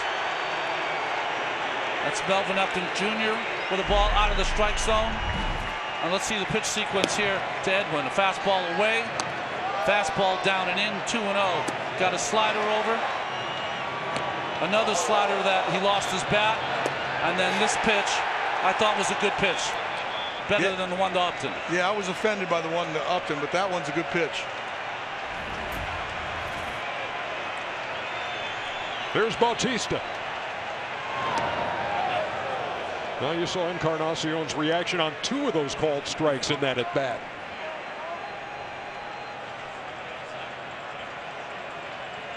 Bautista has a couple of strikeouts and a walk here in Game 1. You know, part of this is the frustration for the Blue Jays. You know, they had their way with the Texas Rangers. They have not been able to produce tonight so far.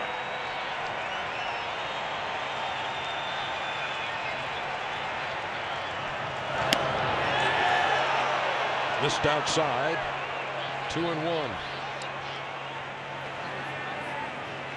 22 runs on 29 hits in that series against Texas. No runs on 7 hits here in Game 1. Donaldson with a lead at first. Bautista waiting.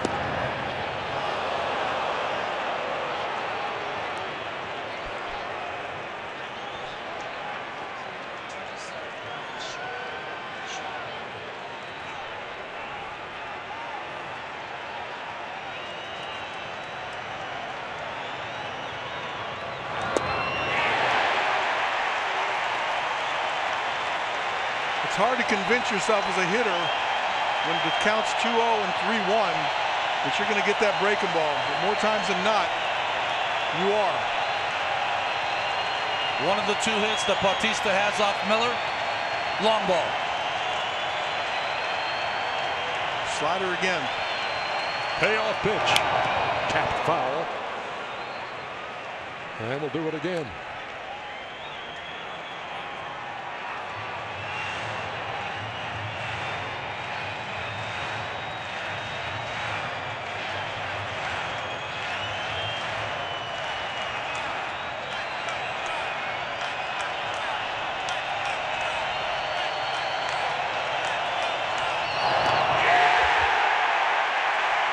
For the third time tonight, Joey Bats strikes out. 2 down in the 8th.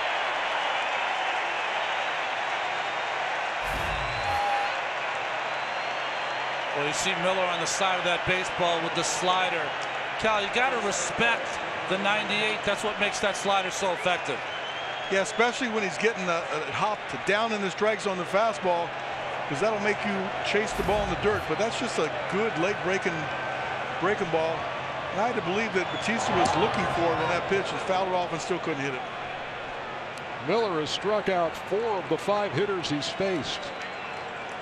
Donaldson singled to lead off the inning. He's still there.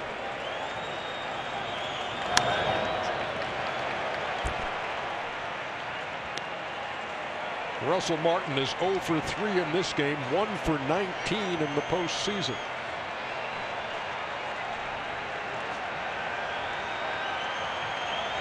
Blue Jays have had their chances, no doubt. But let Kluber wriggle off the hook. Check swing, he could not hold up. 1-2.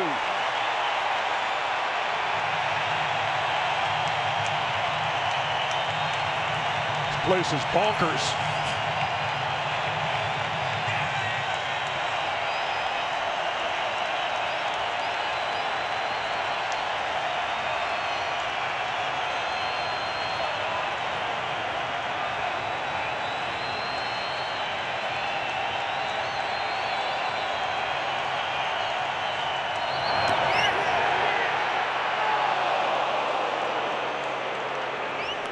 Jim Wolf giving the safe sign down there at first, saying Martin did not go. Good call. Good call.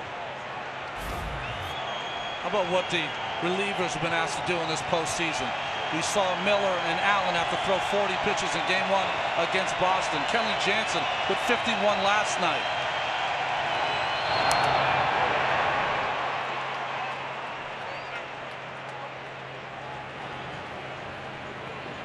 Shaw and Allen in the bullpen. Shaw, that workhorse. Most games in the American League. Allen, the closer. Donaldson, the base runner. So, Ronnie, why the 2 righties up right now? I just think if something tragic happens here for Miller and Martin hits one out of the ballpark, then you might see Shaw instead of Allen. Things are now officially beyond bonkers. Heading to the bottom of the 8th.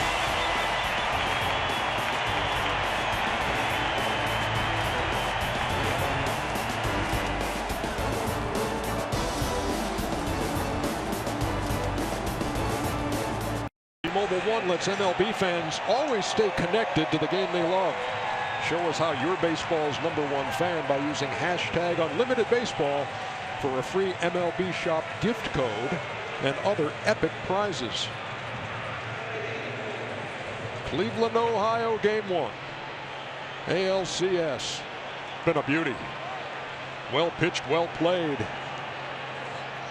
Marco Estrada out there in the bottom of the 8th inning. The Toronto starter here in Game 1. And it's the top of the Indians' order. Santana bunted against a shift. That was his only his only bunt base hit all season long.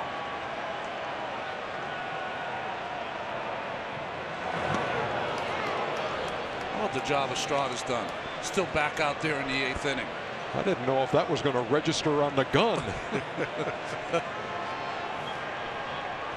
Ball and a strike.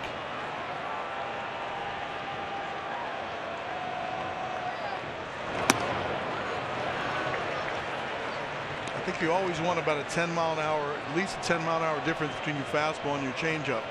So if your fastball is coming down, you need to slow your changeup down. But that 10 miles an hour seems to be the magic point that you can't hit both. 2-2.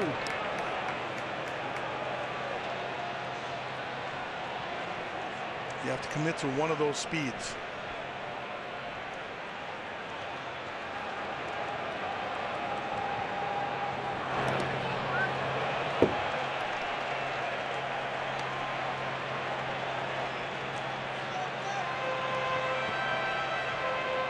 Estrada sailed through the first 4 innings.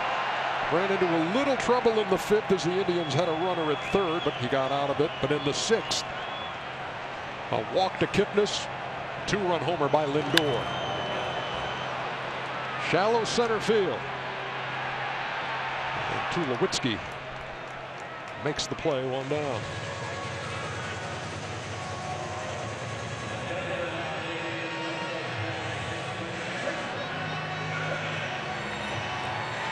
There's Lindor, who's moving into the on-deck circle, and there's Kipnis, who drew the 1-out walk from Estrada in the 6th, setting the stage for Lindor.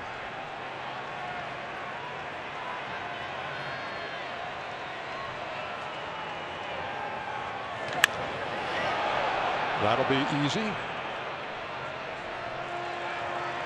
And quickly 2 down. StatCast is powered by Amazon Web Services, and it tracks the 2-run homer by Lindor. Pretty good catch out there, too.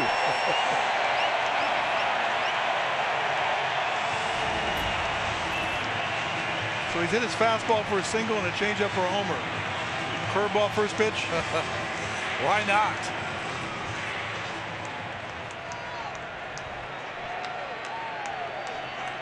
Little cutter.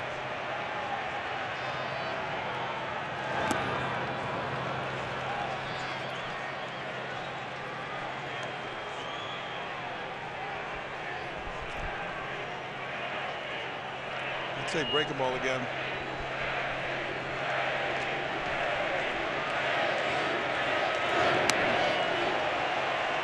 Breaking pitch, it never broke. Nope. Nothing gets a pitcher off his game plan than a guy taking you deep. Sound like you have experience. Oh, big time. 3-0.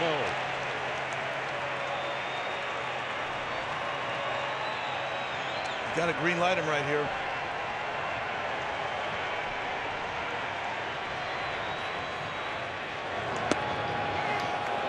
Ooh. A little bit outside. Strike zone has definitely opened up here as the game's gone on.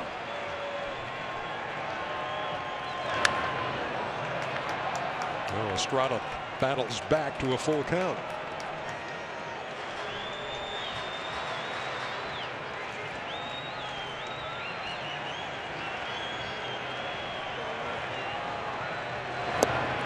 Tried to check his swing, but could not. Estrada sets him down in the 8th. We head to the 9th. 2-0.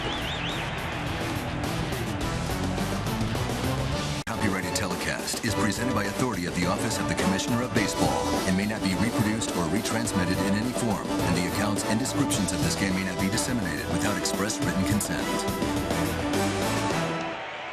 Top half of the 9th inning, the Indians' closer is on, Cody Allen.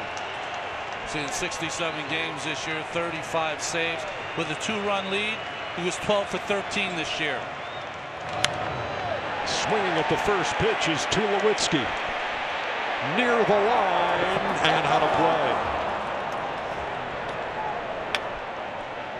Well, Cody Allen, they love basketball in this town. Gets the greatest bounce pass every day from Andrew Miller, doesn't he? How good was Andrew Miller on this night? It continues. And in this postseason now, 5 2/3 innings. Hasn't allowed a run. Struck out 12, walked 2. Struck out 5 of the 6 he faced tonight, just giving up the single to Donaldson in the 8th. Tulowitzki, Saunders, and Pilar here in the 9th. Breaking pitch over. He's got one of the best you'll see, too. About the same speed as Kluber's wipeout breaking ball. That had a real sharp downward break to it. Cleveland pitching has struck out 11 tonight.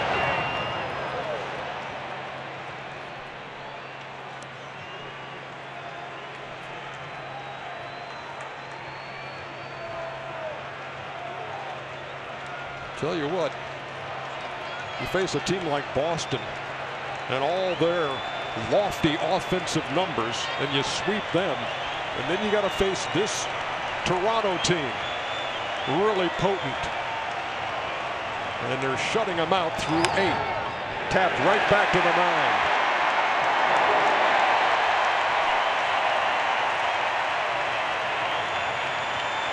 Stay tuned after the game for the postseason show on TBS presented by the Lincoln Motor Company. The fellas, Casey Stern, Pedro Martinez, Gary Sheffield, Jimmy Rollins.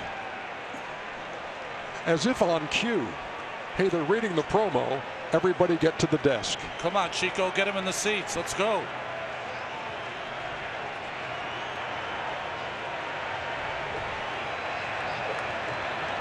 Michael Saunders. 2 for 3.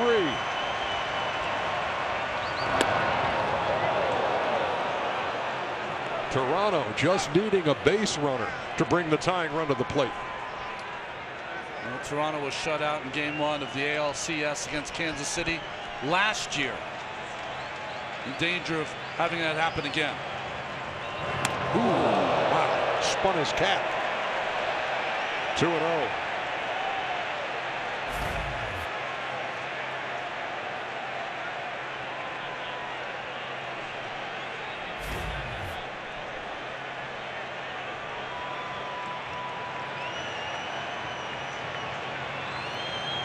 $37,000 seats not being used. 2 balls and a strike.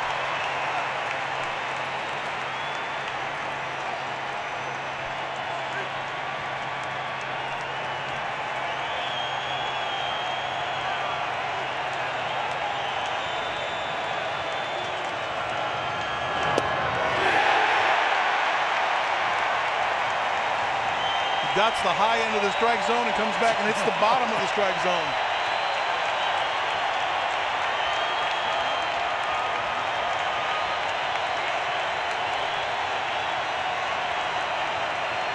The 2-2. Steer right 3 called. 2 down.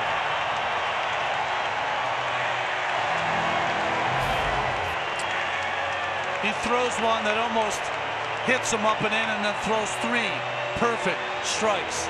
This one on the inside corner and on the knees.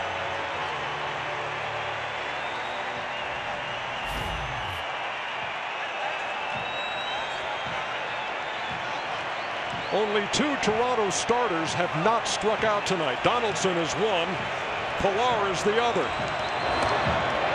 He represents Toronto's last hope here in Game 1. That's the breakdown on the dozen strikeouts of Toronto hitters.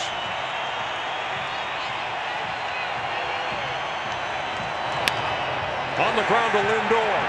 The guy who hit the dinger throws him out. And the Cleveland Indians, still unbeaten in October, have taken Game 1 over Toronto.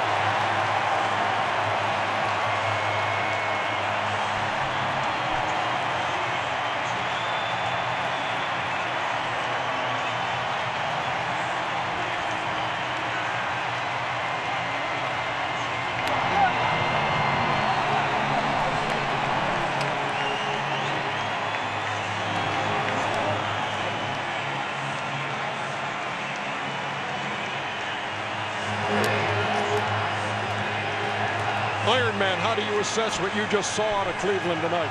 Well, I'm just remembering myself how loud this place was when I played here. It's a little intimidating. They play really well at home. They get energy from home. And when it's Miller time, anytime they get a lead. Corey Kluber tonight, now 13 1/3 innings pitched in the postseason. No runs here in 2016. And Terry Francona's teams, when they win Game 1, are 7-1 in those series. And for the first time this season, Toronto gets a complete game out of a starting pitcher, and it comes in a 2-0 loss. Let's go down to Sam Ryan. Thanks a lot, Ernie. Francisco, we saw the emotion as you're rounding the bases. 6th inning, the changeup, your 2nd home run of the postseason.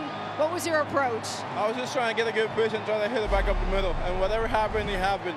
I was thinking the thing that Michael Brantley always tells me, down through the ball. And Santana had a little talk to me. He's like, you know, stay inside.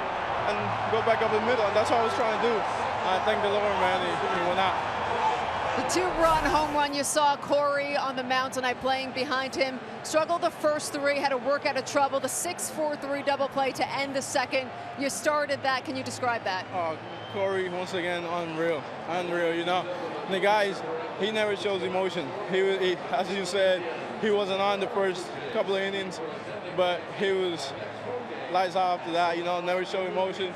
Gave us the confidence that we were still in it. And, you know, hats up to Estrada, had a good game. Kluber, unreal.